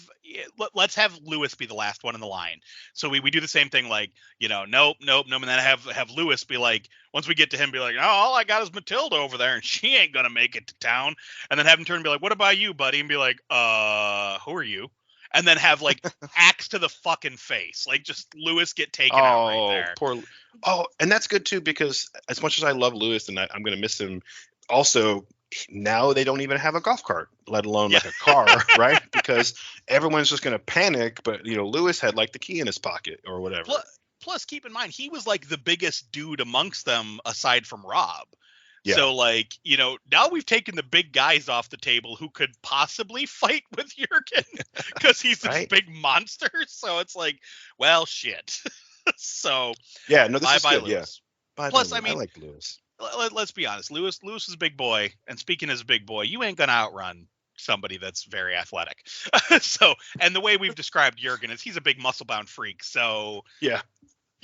Lewis wouldn't make it anyway. He failed at cardio. Yeah. So it's the zombie. It's Zombieland rules. Rule 1, cardio. I still have 3 twists available, and one is perfect God. for Casper. So I'm glad that you kept him. All right. Sweet. So we still have to make sure we come back to using Anthony, like the bad guy turns out to be good. Are we doing another twist right now, Sam, or were you just mentioning it to we keep could. in mind? We could. So where we are is everyone runs away, and we know because of the key card situation that we established earlier with Sally, like the only places that they can really go are places that they have key cards to, and that's also going to kind of like limit the hiding places, right? Right. So I'm just going to kind of throw that out there. So yeah, let's do the next twist and see where maybe it'll help us to tell where everyone's going to go. Okay. Yeah, 2 of them would be good for that. Here we go. Oh, evil twin. Oh, Jesus Christ. Evil twin? We're trying to kill people off, and 2 of them would help with kills. Of course, we got the one that won it. Evil twin. Jesus, that fucks everything. Oh God. Okay. Fuck. Okay. Evil twin. Hold on. Evil twin. Let's think about so, this. Okay. I have it. I don't know. I mean, it's cheesy, it's trite, but let's hear it. Okay. So Hans knows all the stories. Hans knows everything about it. What if Hans had a brother? Grew up hearing the same stories. Okay. But Hans's brother is fucking insane. Okay. And he took up the mythical mantle of Jurgen the Yuletide Avenger. Okay. Okay. It's funny, as soon as you mentioned Hans, I was going to say Hans too. And like the first thing I was thinking was like, okay, I was thinking like, fuck, let's just dismiss this twist. Like it'll be Hans had a brother who was a dick who hated Christmas, and then Jurgen killed him, and that's why Hans is afraid of Jurgen. And it's like we kind of get rid of the evil twin, but making Jurgen be the evil twin, that's pretty good. And it is a comedy. Well, yeah, and that's the thing. Like, so we have maybe like we don't find out the evil twin aspect just yet. Like we keep like every time something happens, Hans explains more about Jurgen. And they're like, how the fuck do you know so much about this guy? And have him be like, when I was little, like I had a brother. He was very obsessed with the tales of Jurgen. Like, and he gives this whole long explanation, like how, he ended up in an insane asylum, but he was obsessed. And eventually he broke out and went to live in the woods type of thing. Like, I haven't seen him in years, but he liked to dress up like Jurgen. like we do something along those lines. Or it could even be that he doesn't know. I mean, it could just be that Hans was telling the story because that's a story that was important to their family. Maybe this is where Hans sees Jurgen, and as they run away to go hide somewhere, like maybe they go into one of the dorm buildings, and so maybe Hans is like, it's Jurgen, and he's almost panicking, and Fritz the dog is barking, and they're like, shut the fucking dog up, and Hans like, what do you mean Jurgen? Like that guy from your story? Like, and he's like, he's kind of like hyperventilating because he's like, he's real. I can't believe he's real. And maybe the reason that this Jurgen is here at the campus is because, again, the backstory, amongst ourselves is that Hans's brother Otto, right? Otto when they were kids, something happened that was similar to Jurgen's story, where like they both love Christmas. Maybe at Christmas time, maybe Otto got really sick, had cancer or something where like the family had almost like given up on him. And I'm just kind of making it up, but I feel like he feels betrayed by his family, and that's why he feels like, oh, you broke the rules of Christmas because you betrayed me. So Otto tracked Hans down from the old country to come and find him, and Hans is the real target, and everybody else is just like, oh, you're Hans's friend, fuck you. Oh, you're Hans's friend, fuck you. And it's like the fact that they don't like Christmas it ties into Jurgen's motive, but it's also where I think it'll be kind of a cool twist where at some point we're going to unmask Jurgen from his horse skull, and Hans will be like, little Otto, Oh my God. And then we'll get like the backstory about his little brother who got super sick around Christmas, and maybe it was oh wait, hold on. Maybe it wasn't him that got sick at Christmas. What if it was their mother? And like she got sick at Christmas and was dying, and because she died of cancer, like the father was just like, we are done with Christmas. We don't celebrate Christmas anymore because it was too much for him to handle. So his kids, nice. like they stopped having Christmas because like dad couldn't take it anymore because he lost his wife at Christmas. So, Hans, he kept his Christmas spirit, but he like, cause he understood, maybe he's the older brother, but like Otto was like, he felt betrayed. And he felt like, what the hell? Like, I will become the spirit of Christmas. I will become Jurgen.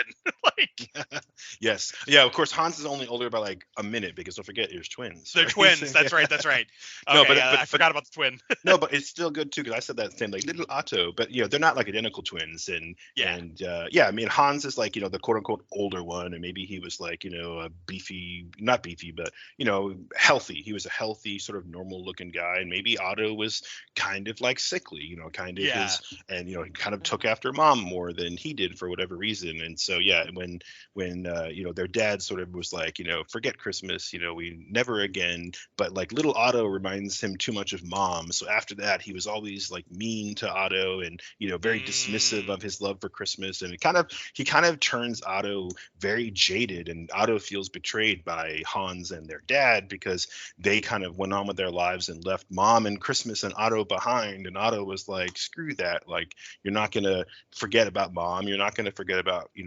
Christmas. That's what held our family together, and you're betraying the family. But because he's so like jaded and bitter toward their dad, who took it so poorly, that he's just like, what, I'm gonna whatever, he sort of snaps and decides that he needs to take everybody down. And hell, maybe at some point, at some point Hans could even, while he's telling this backstory, could say like, oh, dad died in a freak accident years ago, Right. And maybe that was part of why Hans decided to like come to America, because he was like, my mom was dead, my dad was dead, and little Otto, who knows where he was, or maybe he was he was in the psychiatric hospital, and so I kind of just left, and to start a new life. Or I don't know. Again, I'm just spitballing, but I think it kind of makes sense. Yeah, I'm thinking of him as like the new Michael Myers and Rob Zombie, how he went in kind of like little and weak in a way, but came out as this giant beast. The whole transformation. That's good. Not a whole lot to do in prison except lift weights, I guess. Even a psych hospital, No, it could totally be that. Like maybe. Oh wait. Okay, I know we keep backtracking, and hopefully the listeners are following along with us on this. But like, okay, so with the backstory, we have Hans tell, like, eventually this is going to happen once we unmask Jurgen. But we have the backstory be something along the lines like, we see that, the mom die, the dad is reminded too much of mother by Otto. He becomes this like vicious, abusive, angry old man, hates Christmas, all that. Maybe Hans is just as afraid of his dad as Otto is, but Otto's taking the brunt of it. Like, for whatever reason, dad is picking on Otto because like it reminds him too much of his wife, and he's just like, he's just brutal, just mean. Well, Otto has enough and ends up killing his dad in self-defense. Okay. But it kills dad. So the kids get, they get taken away. Mm-hmm. Otto at that point he has had a mental break. he just killed his father. He's had a mental break. He gets put into a psychiatric hospital. Hans gets put with a foster family.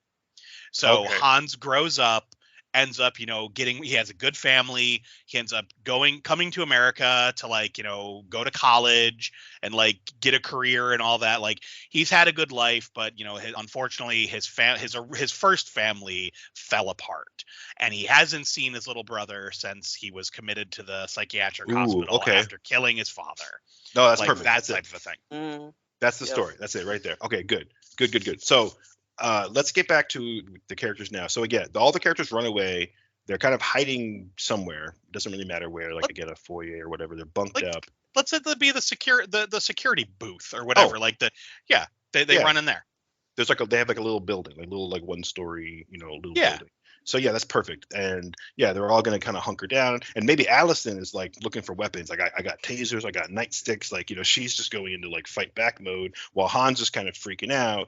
And Mariposa or somebody who's going to be like, what the hell, Hans? Like and because he's like you're hyperventilating, you're panicking, and he's going to kind of tell the story of like, oh, I can't believe that Jurgen is real. He doesn't know he's Otto yet. We're not going to get that part of the story, but just sort of like, oh, I can't believe that this is a real thing, and maybe tell a little bit more of the story or whatever we need. But we don't have to get into it too much right here. We're just going to kind of reveal that Hans is not really in a good position to like fight back. Allison is trying to take the lead. We know Sally kicks ass because she punched Rob in the face. Casper's probably still stoned, and Travis is the strong silent type. But yeah. So he'll take up like some nightsticks and tasers, and then Mariposa is the overachiever. I feel like let's give her a moment because she can't survive, right? So let's give Mariposa a moment where let's have her be like the dude from Scream that is going to explain all the horror movie tropes. Jamie Kennedy. Jamie Kennedy, that's his name. So have her be like, well, obviously we need to call the cops. We got to get out of here. And then of course, Allison and Casper are like, we fucking tried to do that already, smarty pants. And of course, whatever, like she's going to come up with like every excuse that the audience is thinking of like, well, just text somebody else. And Sally's like, I'm already texting like my mom and she's panicking, but she lives like an hour away. I got to text someone, again, but they're kind of in that panic mode of like everyone's trying to figure stuff out while Mariposa is trying to like micromanage everybody into like a solution. So now we have to either get them out of this building, or we have to have Jurgen come and like lay siege to this building. So what's the best way to do that, you think? Let's have them all in the building. Let's have, them slam the door. We have Hans kind of having that freak out moment. Like we were talking about, like maybe Mariposa or no, Sally's trying to like snap him out of it. And he's like, he's real. It's all real. Like, and he's freaking out. So they're like, well, he's fucking useless. Allison, like you said, is grabbing tasers and nightsticks and random, like they don't have guns. They just have like some security implements. And like immediately like Mariposa's like grabbing a taser and a nightstick, like, yeah, motherfucker gonna fuck with me, and Travis, maybe he has a nightstick, he's slapping in his hand like, okay, yeah, I can do something with this. Like they're all kind of like gearing themselves up. They're like, we got to get out of here. You saw what that thing did to Lewis. Like they're freaking out, and then have the door open behind them and everyone freak the fuck out. And it's Anthony. Oh, we need to bring the tea. And he's like, Jesus Christ, what the fuck is wrong with you people? And they're like maybe Mariposa like turns and tries to tase him, but she misses. Like she shoots and he's like, Jesus Christ. Like exactly. Yeah, and of course they're like, what the fuck are you doing here? Yeah. And he's like, and he's like, I wanted to talk to Allison. And she's like, yeah, I don't got anything to say to him. He's like, look, I know I fucked up. And maybe here he explains like, his roommate, got into his computer and like, he's like, I know I shouldn't have filmed you, but I swear to God, I never meant it to be leaked. Like, yeah, I was a total dick. I shouldn't have done it. It's all my fault. He's like, but I didn't leak it online. Like maybe we have like the little redemption moment of him being like, I didn't mean to hurt you. Like I fucked up. Yes, I'm an asshole. Yes, I'm a dick, but I didn't mean for it to go that far. And then have her be like, I don't give a fuck at this moment. Someone just killed the hell out of my partner. And like have her like go on this like rant of like, fuck you. You're not that important, and have him be like, what are you talking? What people are dead? Like, and have them go on this explanation, and then we hear something pounding on the door. Yes, Like, we gotta go, we gotta fucking go. Like, I was just gonna say that. No, we have to have this thing where it's like they're having this argument, and then you see Fritz start growling at the other door, right? Fritz the dog. He comes up next to Travis, and he's like growling at the door, and Travis like looks at the dog and looks at the door, and then you just hear this boom. Yes. Boom! Like somebody's like he's fucking swinging his axe at the door, right? And of course everyone's gonna freak out. Mariposa's gonna kind of start like crying and losing it a little bit. At this point, I think everyone here except for Mariposa and Anthony are probably both like, okay, tough enough that they're not gonna like lose their shit. Right. Anthony's gonna squeal a little bit, and then that's when you're gonna start seeing that axe head like start to come through the door. Yes. And even if it were a metal door, which would take him a while to get through, like he's a big fucking monster of a guy. Oh yeah, so, no, yeah. Jurgen's a beast. Yeah, and I think at this point we should have Travis or somebody should decide to like, okay, I'll stay here until everyone else is out. Like I'll be the last one out. I promise I'm coming right behind you. That sort of take a stand while. And maybe Allison's like, that'd be great, except, the back door, maybe it's like all blocked by snow or something. Like normally they could get out, but like, oh, fuck, like the back door's shut or stuck. So now they're going to like try to sneak out like a window, but all they have are these like, small like glass block windows or something that they have to smash out first. So just create this tension moment where they're trying to get out of the building while somebody's banging on the door with a fucking giant axe. Well, remember, Anthony just came in from another way, so there has to be another way into this building. Oh shit! Because he just walked in. But no. I still like where you're going with this. So that maybe that like the security office is like on the front of the administrative building. So like you have like when you first walk into the administrative building, you have to go through the security checkpoint. Like they have to escort you into the building. So maybe Anthony was already in there because he's a TA, all that. He was doing some last minute stuff before leaving for the holidays. So he comes in from behind the security office. So like we do that whole explanation. We hear the big boom, and they're like they panic. Like Anthony does his little squeal, and then maybe like Travis takes action here. He starts fucking pushing the couch in front of the door. He's like, come on, guys, we got to fucking barricade it. And everyone's like trying to like, push stuff up. And so we hear the booming on the door. Everyone's focusing on the door, right? And then just have Jurgen fucking break through the window. Just jump through, just like, brawh, like fucking Jason through the wall, like type of moment. Oh, yeah. Fuck yeah. And have them do like, this is where we could literally do like, cut to a quick puppet of Anthony going, ah, like arms up in the air, flailing. And then cut back, and maybe Jurgen grabs Allison, and everyone's like, holy shit, run. Everyone starts running except for Anthony. He's like, no, what the fuck? And like he jumps on Jurgen to try to stop him. Maybe he like bites Jurgen's arm and he drops Allison. And then he just grabs Anthony, and Anthony looks at her and tells her to run before he gets an axe to the chest. Okay. So he sacrifices himself to save her. Yeah. So remember, he was the dick. He was the bad guy. We have to make him good. Dick. I know. Yeah. I was thinking the almost the exact same thing. I was just gonna like hang on to it a little bit longer, but no. But this works. This works. Take him off the board. Yeah. Fuck him. Yeah. We have too many fucking people anyway. Yeah. So he gets axed. The rest of them are. So they're gonna run deeper into the building, like looking for another way out. Yes, and maybe all the other exits are already chained up, and like maybe Allison, she has the keys, but she doesn't have time to fumble with them because Jurgen's right on their tail. Okay, he's like chasing them through the building.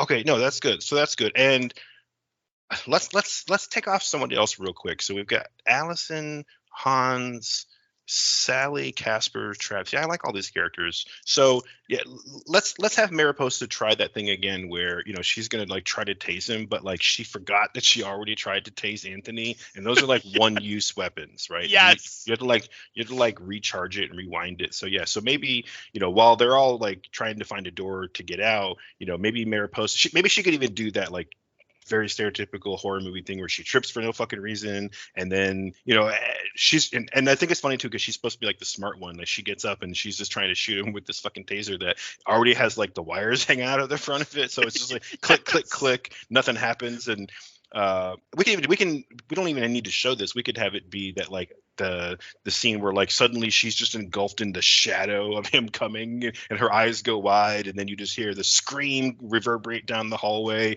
and maybe you hear like a wet noise, and then everyone else is just fucking get the fuck out of here, holy shit, like just ramping up the tension.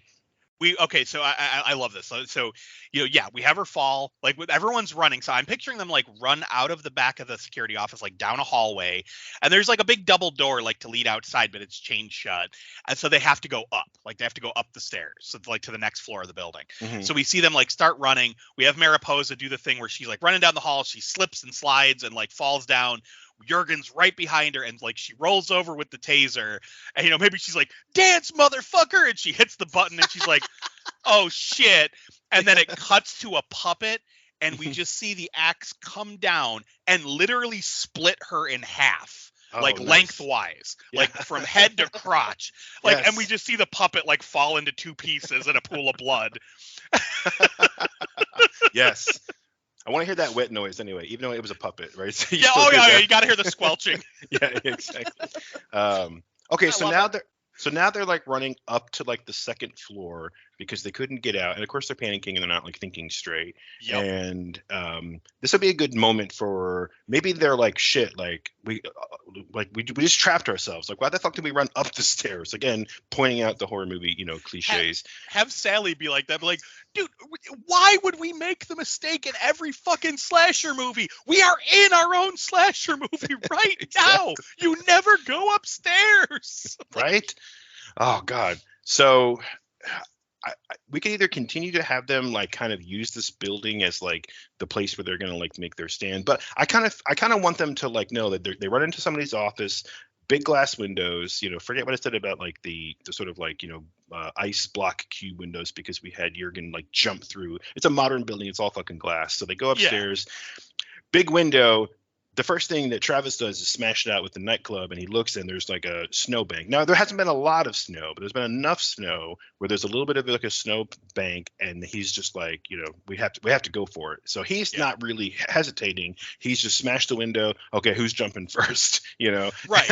And it's gonna be like an 18-foot drop, but it's like if you fall into the snow, you're gonna hurt, but you might not break something. Exactly. I think it's their best bet. So what I'm saying is I think everybody should go out the window, but somebody's going to fucking roll their ankle. Like someone's going to suddenly I'm thinking either Sally or Hans is going to roll their fucking ankle, and now they're going to be limping and like slowing everybody down, Right. I feel like Hans needs to live long enough so we can get the Jurgen backstory, but I also kind of like the idea of him getting hurt and getting, kind of forcing everybody to kind of wait for him. It also kind of pushes him into the forefront as like he's kind of one of our main characters, but also Sally because she's a fighter, and that would, kind of like take her out of the game a little bit by, weakening her with an injury. Right. I feel like either Sally or Travis would be like the ones who would be fighting the most, alongside Allison. Like obviously Allison is kind of our final girl type. So I feel like Casper is obviously fodder at this point. Hans is our narrator. So I think taking either Sally or Travis and injuring them weakens our odds, because they're definitely the scrappers of the group. Yeah. You know what would be a cool twist too? If Travis is the one who goes straight for the window, smashes it, Barry, he's not hesitating. He's like, this is the plan, let's go. If he's the last one out and he fucking breaks his ankle on the way down, that would be a bit of an unexpected twist. Okay. Hold on. No. I got it. So, all right. So exactly what you said. They all go upstairs. They're like, how the fuck did we get? Sally's having her freak out moment of like, why did we do this? We're in our own horror movie, and we did like one of the cardinal sins of a horror movie. We went upstairs, and then I have Travis just fucking break the window and be like, and we're going back down now. Like everybody out the fucking window. Like just very matter of fact, like this is the plan. Hans jumps, like he grabs Fritz and like jumps and falls on his back into the snowbank. Sally jumps. Allison's getting ready to jump. Casper's standing there hesitating. Remember, Casper and Travis are buds. So Casper's like, I don't want to do it, man. I don't want to do it. And he's like, you got to fucking go, man. We're not going to die here. And like gets Casper ready to jump right as Jurgen breaks in the door. Nice. So now Jurgen's coming and Travis is like, fucking go. And like pushes Casper. turns to go hit Jurgen, and Jurgen grabs him and basically forces the club out of his hand and knocks him out the window. So he doesn't jump, he falls. And when he comes down, like, he breaks his ankle. Like, he lands wrong. And he's like, fuck. Like, and so now they're dragging Travis. And Jurgen just fucking leaps out of the window, lands like the fucking Hulk, and is just, like, looking at him through that horse head. Okay, so they all get out the window. Casper's gonna grab Travis, and maybe he gets like the wind knocked out of him on top of like hurting his leg. So he's slow to get up, and Casper's like, "Come on, man, come on, like let's go." And fucking Jurgen just launches out the window, like does that like superhero, landing, whatever. Or he's like just picturing Kane Hodder playing this character, just landing very menacing. And I don't know if we want to kill Casper right here, but it would be pretty, black comedy, darkly ironic if Travis just got hurt trying to save Casper, only for Jurgen to jump out of the fucking window and then just twist Casper's head around. Okay, hold on. So like the group is trying to drag Travis, and like I'm picturing it like from Travis's point of view. Like we have the camera like right over his like the top of his head as he's laying there. We see his ankle twisted in a way that is not right.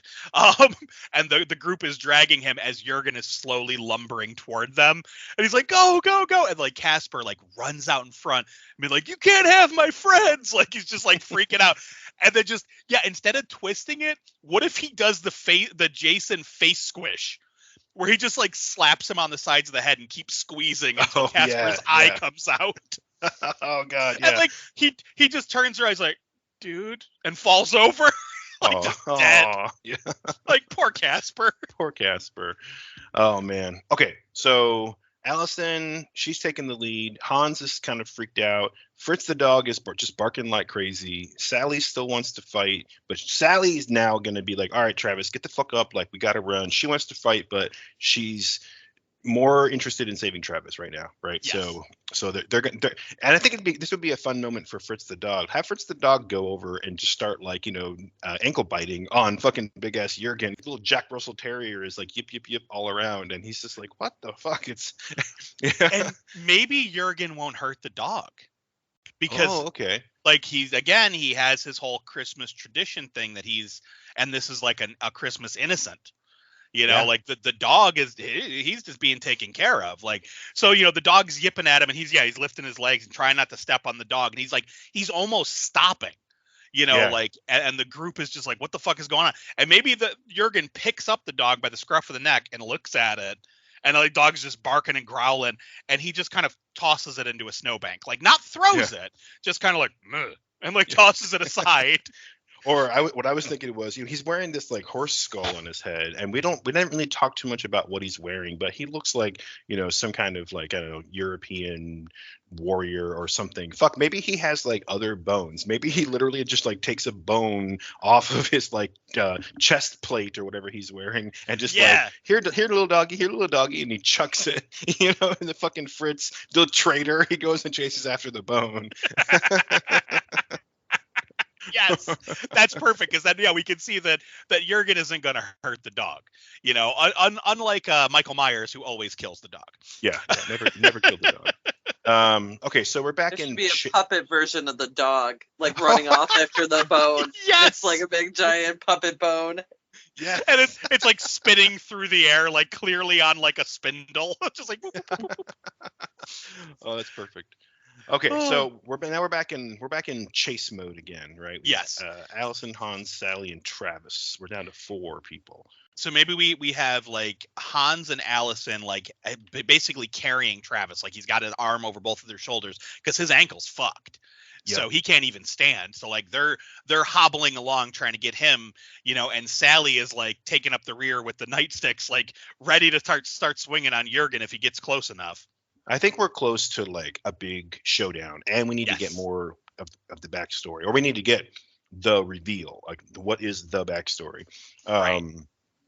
So I don't want this to just be like running from like one building on campus to the next, to the next, to the next. Maybe at this point they realize, maybe Sally, she's smart. She's the one who stops and realizes like, hey, maybe she's like the goth girl. We didn't really, specify that before, but she's the one who knows about horror movies and stuff. So maybe she's just stopping and like, Allison, listen, like, we can't do this. Like, Travis outweighs me by 100 pounds. Like, there's no way we're going to be able to get away. Like, running is not the plan here.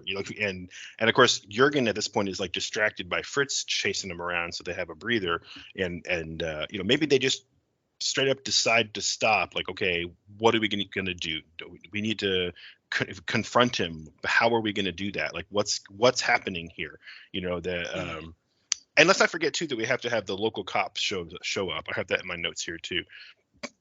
Oh yeah, shit! I completely forgot about that. So what if we decide that they're like, there's no way they're going to get away.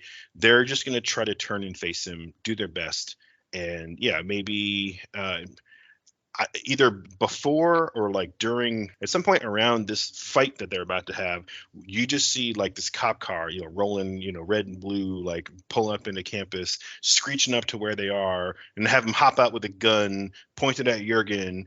And our survivors are like, oh god, thank god you're here to save us. Like, they think that they're rescued, and then have there's an exchange between the local cop and Allison. He's like, hey, we found your buddy Ernie. Like his roommate found his body. I'm so sorry to tell you he's dead, but then I remembered that you called earlier, and I just hopped in and came over here as quick as I could. Whatever. He's gonna sort of explain like that's why he's here, pointing a gun at Jurgen, who now has thrown the bone and gotten rid of Fritz, and now he's just like, what the fuck are you guys dealing with over here? And maybe, I don't know. Like, we haven't established like how supernatural Jurgen is. Is he going to take bullets like Jason, or how else are we going to kill this cop? I think the cop should show up after the fact. Like, I feel like almost like they should be alone through this fight, and then like whoever survives, like at the very end, that's when the cops come up and explain like we found Ernie, we remembered your call, like, holy shit, what have you guys been through? Like that type of a thing. Almost like, because this is, and I know it's a horror movie trope, but we see it in so many horror movies where the cops show up right after the bad guy is vanquished. Yeah, you're right. Well, because here's what I'm thinking. So when they jump out of the back of the administrative building, maybe it looks back onto the forest surrounding the campus. So there's no more buildings. Like, they're literally heading out into the woods at night in the snow. Okay. Nice. So they're dragging Travis. They're trying, and yeah, Sally points out like, we have to make a stand. Like, we can't do this. Like, there's no way we can't drag Travis for miles. And maybe he's like over there like, you got to leave me. Like, leave me, let me distract him. They're like, no, we're not going to just let you die. And there's this whole back and forth. And the whole time, like, Jurgen's done with the dog. He's slowly following him now. And we see him coming up in the distance. And maybe Hans is like, guys, he's coming, that type of a thing. And like, have him look. And we just see like Jurgen standing there, like fucking backlit by the moon. Just, like, nice. Slowly lumbering toward them, Go ahead. Sorry. Yeah, let's do this. Yeah, let's have Travis, like, if he wasn't already on his feet, like, have him get up, and he's just decided that he's gonna have to face this guy. There's no choice about it. And right. Sally's gonna stand next to him, because she's a fighter, and she's like, okay, well, I guess we're doing this. Like, I think that they're both still afraid, but while Allison and is yelling at them like, no, stop it, we gotta go, we gotta run, there's gotta be a better way.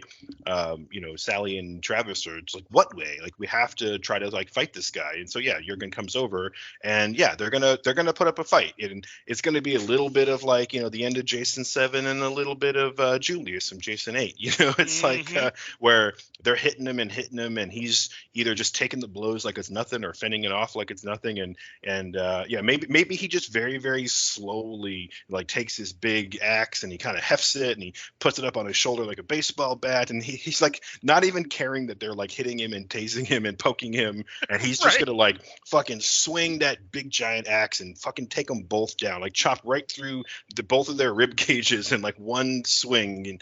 And oh shit, Sally and Travis both just like slide in half as puppets, obviously. See, I was thinking these were our survivors, but okay. Let's you know what? Let's not kill everybody. Let's take out Sally because everyone, of course, is going to think she's the final girl. So let's have the that's why I wanted her to die. Yeah. So let's do the thing where it's like, okay, we have maybe like, Travis gets up, Allison or Sally's ready to fight him. Allison's like, we got to do this. We don't have a choice. So Hans like, picks up like a big, piece of wood that's laying there on the forest floor, just like, okay, like he's just really scared, like ready to fight. So they start beating on him and smacking him, and they're doing like almost like in Shaun of the Dead where they're surrounding the fat zombie Nice. with the pool cues and just whacking on him. Like they're trying, and like you said, Jurgen just picks up the axe, looks down as he's like watching the group circle him, and then just fucking swings, and then we cut to puppet form, and we see like Sally standing there, and then just slide in half, like you said, and we see the puppet, the other puppets go wah, do the scream. When are we having the backstory? Because don't we want like a few more than Hans to hear that? Well, didn't we already do that? I'm sorry. No, we discussed it amongst ourselves, but no, we need shit. You're because right. Because we haven't revealed to Hans yet that Jurgen is his brother. So yeah, I was thinking Allison and Hans have to survive this. If Travis there has to be an unmasking. Yeah, no, Travis can survive too, at least at this point. But maybe this is a good place for the unmasking. You had mentioned maybe he's backlit in the moonlight, but yeah, it's a bright moonlit night. Moon's shining off the snow. They can see well enough. There's lights coming from campus. So, but yeah, during this fight, maybe after Jurgen takes down Sally, like chops her in half. Maybe when he does that, his axe gets like stuck in the tree that she was standing next to, and because he was so nonchalant about it, and right at that moment, maybe Travis is just like, no, and lunges at him and gets him. He fucking jumps, and Travis is a pretty big dude, so he jumps on him, and his body weight takes Jurgen to the ground. He's got his nightstick on Jurgen's neck, and that horse face comes off, and that's when Hans looks and sees like, Otto, and it's like, oh shit, he just recognized his fucking brother that he hasn't seen in years, and we can kind of like lead into the backstory. Well, hold on, let's back it up. I like where you're going. Let's back it up for a second because we want to lean into the comedy aspect still. We keep straying away from the comedy. So yeah, we do exactly what we just talked about. Sally gets cut in half. Travis is like, no, like freaks out, leaps on Jurgen, or like, before he leaps on Jurgen, maybe have Allison fucking club Jurgen in the balls with the fucking nightstick and have him So I'm sorry, I know I'm all over the place. Travis jumps on Jurgen. And it's like a fucking child jumping on Kane Hodder. So it's like he's just kind of like swinging him around, and Allison hits him in the balls. And he falls over, and then Travis is now on top of Jurgen on the ground, and he just starts beating the shit out of him with the nightstick, just like clubbing him over and over and over. And we see the horse head mask like fly off, and we see like blood coming up where Travis is like, you son of a bitch, you killed my fucking friends. Like, they're all I've got. Like, have him do that whole thing because remember, we mentioned that he doesn't really want to be home. Like, he's kind of just like, eh. So he's like screaming about how, he took his family away. And then like, we have Hans like come into frame, like we're looking up, like a POV shot from Jurgen's point of view. So we see like Travis sitting right on top of the camera, just like beating it with the nightstick, and like blood's flying up. And then we see Hans kind of poke in over Travis's shoulder and be like, Otto? Like, nice, yeah. And then we pan down and we see a guy who looks a lot like Hans, laying there on the ground, kind of bloody and battered. And this would also explain, like, he's human. Like, he's a big, bulking, hulking dude, but, like, you get hit in the fucking nuts and then the face 18 times with a nightstick, you might not be getting back up. Yeah, no, I think that's good. We should definitely have him get taken down and, maybe knocked unconscious, or at least maybe we think he is, right? Yeah, Hans is gonna, say, his name, and then of course, Allison is like, Otto who? Like, what are you talking about? And then Hans is going to explain kind of the rest of the story of like, when I was little, and I had a twin brother, and my mom died, and we already explained it to each other, so I don't need to recap the whole thing. But he's basically saying, I came to America and I never thought that I would see Otto again. He was in the psychiatric hospital, and maybe he's like, I used to visit him sometimes, but I haven't seen him in a while since I've been in America. I don't know how he's here. I don't know why he's here. And at this point, it would be like, do we want to have Otto speak? Do we want to have him? Maybe they think he's knocked unconscious, and Hans tells the story. It ends with that, like, I don't know why he's here. And then, Otto says something like, "I'm here for you." Like, oh God, that's creepy. You betrayed our family. You betrayed Christmas. And and then it just have him slowly get up, like he just swats Travis off of him. Travis, who had just been a minute ago beating the shit out of him, and now Jurgen has like revenge energy, right? So he swats Travis off and just slowly gets up while he's explaining his side of the story. Not a big long story, but just enough to be like, you left me there. I stood up for you. I stood up for mom, for mother, Mutter. You left. You were just like Fata, and you betrayed me. You betrayed everything our family used to believe in, all of our traditions. Whatever. I can't just make up this speech on the spot, but this whole creepy villain speech where he's like, and now the end has come for you, or whatever, and he goes to pick up the axe again. I think Allison should get like a shot in here, right? And I think, what do we want to do? Do we want to kill Hans during this fight? I feel like Hans, Travis, and Allison should live. I feel like those are our 3 survivors. I'm trying to think of a way to take Otto out without like it being too silly. Because right now, remember, we have no guns. We have some nightsticks. Mm-hmm. I mean, oh, wait a second. Okay. It was an evil laugh. Well, just because I'm thinking, like, we have yet to actually use the taser. Okay. Maybe Hans has one.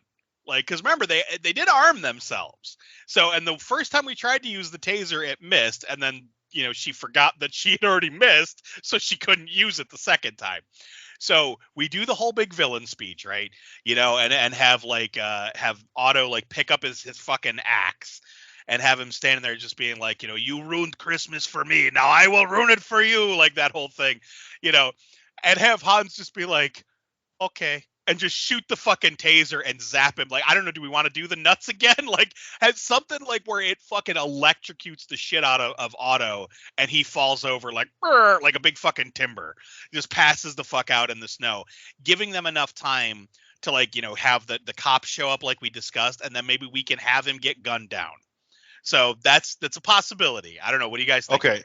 So yeah, I kind of like that too. I don't know if I like the gun down. I even though I had mentioned before the cop showing up and pointing his gun, I like the idea better that the cop kind of shows up, but it's like, well, the After fucking the action's over. Like, you missed the whole fucking thing, Yeah. I also want to have Fritz the dog like do something else here. And and because of course we had Fritz out of the way, but it's like the Chekhov's mangy dog, Yep. So let's have that there was there's a little creek, it's a little bit of a ravine like downhill into some water, and maybe that was the border of like when they were trying to run away, they kind of stopped and wanted to make their stand, because where the fuck are we gonna go across this this fucking freezing water in December, and because I'm just thinking, again, between us, it's like the sequel material here. We can't completely kill off this slasher character, right? Mm-hmm. So yeah, then we have this whole big fight, and the whole time they're on the edge of this like little hill down into this creek, and yeah, same thing, right? So when Otto gets up and is like, "You ruined my Christmas, I ruined for you," and Hans. I think Hans is still scared. I think it'd be kind of interesting too if he's like a final boy, but he never really fights back. He's always just kind of traumatized by this, like, oh, my long lost brother. So Hans sort of like very shakily pulls up the taser and points it at Otto, but maybe he's like, oh, I cannot do to my brother, Right. And of course Allison's like, well, fuck that, give me that, and she goes, like, I can. Yeah, I can do it. She goes to grab the taser right as Otto. Now he's going to go to pick up his axe, like, oh shit, here he comes. And this is when Fritz runs out of the woods. Fritz the dog, he jumps on Hans, startles him just enough to like push the taser down. So instead of pointing it at like Otto's face or chest, now he's going to point it down, and the fucking gun goes off and it shoots him right in the goddamn nuts.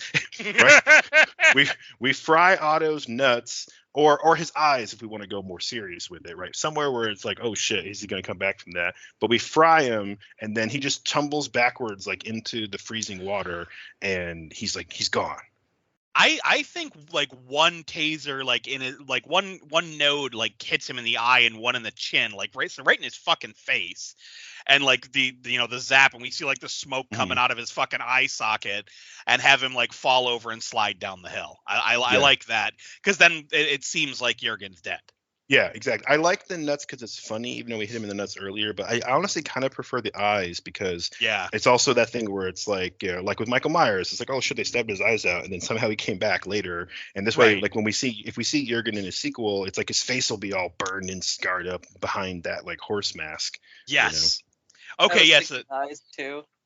Yeah. All right. I think the eyes is the way to go on this. Okay. So yeah. So we have like we do have the same thing where Hans holds up the taser, and he's like, and he's shaking, and he's like, I can't do it. He's my brother. And have Allison just kind of grab it from off camera, be like, I can, and fucking shoot him, and then hit him like we said in the eye and in the chin or something, so the it connects right to his fucking head. And because I want him to still have like one eye. Like I think that would be like the Jason vibe. For sure. So, he seizes up, he falls over, there's fucking smoke coming out of his face, and he starts like sliding down the hill as like Fritz is just barking at him, just like, and they're like kind of the whole, like we have the it's over moment.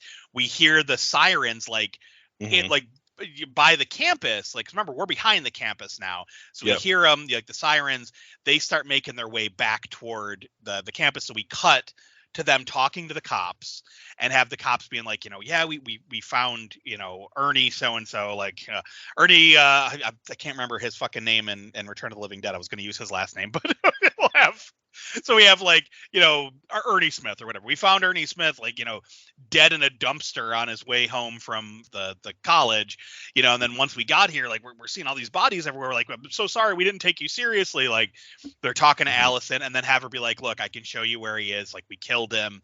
They go back, and we do that little, coda at the end where it's like they go all the way through the woods, like her and several cops, and we see the trail where Jurgen slid down into the water, and there's no body, but there's no footprints going anywhere. So it's like, where did he go? Exactly. And maybe this and maybe the skull mask is gone too, Yes. Yeah. Like he came back to get his mask, and then and then he pieced out of there. Exactly. Yeah. No, perfect. Yeah, there we go. There you go, Santa Claus. There's your story. You satisfied the undergods. Whoa, that was a journey. Yeah, it was. Shit, we got there. Yeah. Couple of crazy twists. Yeah. I mean, I know. I will say it was probably not our best, just because there was a lot of up and downs and backtracks and twists and turns where we were getting stuck. But I will say one thing came out of this that I am super happy about, and that is Jurgen the Yuletide Avenger. That is a character that needs to fucking come back. Yes. I like this guy. I feel like the ending totally set up a sequel too, and I feel like that's where you were going for it too, Yeah, like we might be able to return next Christmas, like, and we might have our own Christmas mascot. But I love that I have in my notes gift giver George the Yuletide Avenger, Jurgen the Yuletide Avenger. It started off with George. All because I said Belsnickel looks like George Costanza. Oh man, that's funny. I've actually, I mentioned it earlier about Dwight from The Office, dressing him as Belsnickel in that one holiday episode. But then I just completely forgot about that, and I'm like, fuck, man, we could have named a character Dwight or taken something from that, but it just completely went out of my brain, because at the time I was trying to figure out what the fuck are we gonna do with all these like folklore characters. Like shit, I don't know. I'm like furiously Wikipediaing things trying to like figure it out. But yeah, dude, I like Jurgen. I think that Mari Lud or however you pronounce that Welsh character with the horse skull, for me that kind of cinched it. As soon as I saw the horse skull, I'm like, oh, someone's got to wear this, like for sure. Yeah. because that is a really cool look. Yeah, definitely. You know? So, all right. I hope we satisfied your hunger for a Christmas horror story, both Samta and our audience out there, to the people who are listening to this. I don't know about you guys, but I'm exhausted. Yeah, my brain feels like mush. Yeah, for sure. It's weird how we just like sit at a computer and talk to each other, but it's like, man, I feel like I like ran a marathon or something, but I am like worn out. Definitely. I mean, quite the brain workout. Yeah. That's the thing. I do love these types of like don't know what we're gonna have to work in other obstacles throughout the story. I love it, but it's daunting. Like it really is. Like the whole time leading up to it, I was like, I don't know what we're gonna do. Fuck. I know. I see, and I was almost the opposite. I went into this kind of like nervous, but also kind of confident of like, yeah, we could figure it out. But then every time there was a new twist, it was like, what the fuck? Like, what am I gonna do now? I mean, the first couple I hope I didn't were okay. hit you with too many. No, that was good. No, the first couple of layers were okay, like, slasher, comedy, even the puppets was like, cool, we can roll with that. But then it started coming to like, bad guy turns out to be good, and the evil twin one was like, come on, that's just a wrench in the works, But I like it. It worked because it gave us our hook. We needed a hook there. Like, why is Jurgen involved? And like that worked out perfectly. Like, yeah, is it something we've seen before? Of course. Is it something we've seen in this manner? No. And like the sudden romance, like, yeah, I mean, that really wasn't much of a twist. We just had two girls, run off together. Like it was. But I like, again, that didn't throw us off too much, but I liked it because it was an immediate opportunity to like, oh, cool, let's have these characters, get into a position where we can kill them off. It was like, It was sort of, because that's honestly throughout the entire story, the thing that made it the most sort of meandering, other than trying to figure out Jurgen's actual backstory, which of course we had to build like a little bit at a time. But the whole time I kept feeling like, okay, we need the next situation to slash somebody. But it was like, just a bunch of people hanging out at a party. Like, that doesn't help me. Like, we need them to be in different places and going to do different things and have different people around. You need scenarios to kind of get people alone. So having Ernie leave the campus and, these sorts of things, that was good. So, but we still ended up with a whole fuckload of people sitting around eating lunch. So I'm like, shit, man, we got to get rid of some people, Well, and that's the same problem we ran into with Black Friday, where it was like, because it's a whodunit, we have to keep removing people from the group to try to pick them off. And I feel like that's the hardest part of any like large cast slasher movie, is you have to give reasons for the characters to separate, because they have to be able to be taken off the board without panicking the rest of the group. And it's funny because 99% of the time, the way to separate the group is they go to fucking smoke up or they go to fuck. Those are the two reasons, and like picture any Friday the 13th, Halloween, Nightmare on Elm Street, Texas Chain. Like there's always like, oh, they're going to go out and have, fucking smoke a joint, or they're going to go, get laid. And that's the whole reason they leave the group. So, I mean, we kept with that tradition. We did. Honestly, getting high was kind of the reason that all the characters were together in the first place. Right. It was like almost the opposite of that. But then, we were able to kind of peel them away. But yeah, I'm happy with this. It definitely kind of backtracked on itself a whole bunch of times, and we both got kind of confused at certain points as to like, wait, who's dead and who's not, and where are we going? And man, it's going to be a bitch to edit, but that's okay. Sam, we're really, really glad you came to join us for our holiday special. Thanks again for being our horror host, for being our very own Elvira, mistress of the Western New York horror crew. Yes. Thank you so much. I really appreciate it. Definitely. So that will be my segue into our social media and our plugs. Do you want to plug anything, Sam, while you're here? Tell us what's going on with Western New York horror crew. Jerry's Closet has its online store. I am slowly adding things, and there's still a ton to go on there. And then we have Deep in Jerry's Closet too. If you just Google Jerry's Closet or Western New York Horror Crew, like, it will pop up. Nice. Awesome. Yeah, and that's WNY Horror Crew with a K. But yeah, you'll find it. It'll come up. So what about you, Mike? What's going on with the Boogeyman's Closet?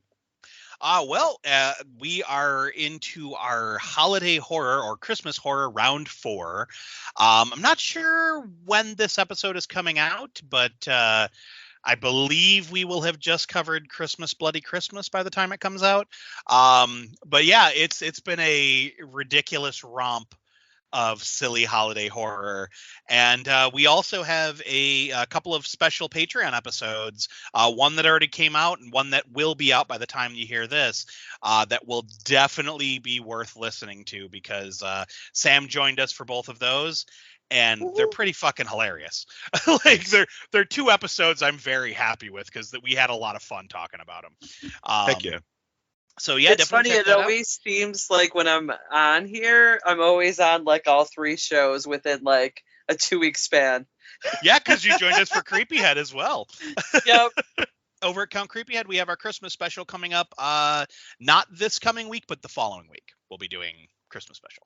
Nice. Yeah, definitely check out Count Creepyhead, Saturday Morning Monster Mash, The Wicked Man's Closet, Western New York Horror Crew, Jerry's Closet, and all kinds of other amazing creative people at radpantheon.com or at radpantheon on all the social medias. You can find out more about this show if you're new, and if you are, welcome. But you can visit us at raisedbyrentals.com or at raisedbyrentals on all the socials. This will be our last improv or sort of normal episode for 2023 and for season 2. We have one more episode that we're trying to work out. It'll sort of be a year in review, and we'll go back and look back on season 2, and it'll be a little bit more conversational, but we hope you guys tune into that one. And season 3 will be coming up in January 2024. And thanks to all of you for listening throughout 2023, throughout our second season. Thanks for tuning in to the Raised by Rentals program. If you had fun with us, visit us on those socials we talked about. Drop us a line, leave us a comment, leave a podcast rating. Let us know what we should improve next year. And with that, I'm Josh. I'm Mike. And I'm Sam. And we have to return some videotapes. Merry Christmas. Merry Christmas.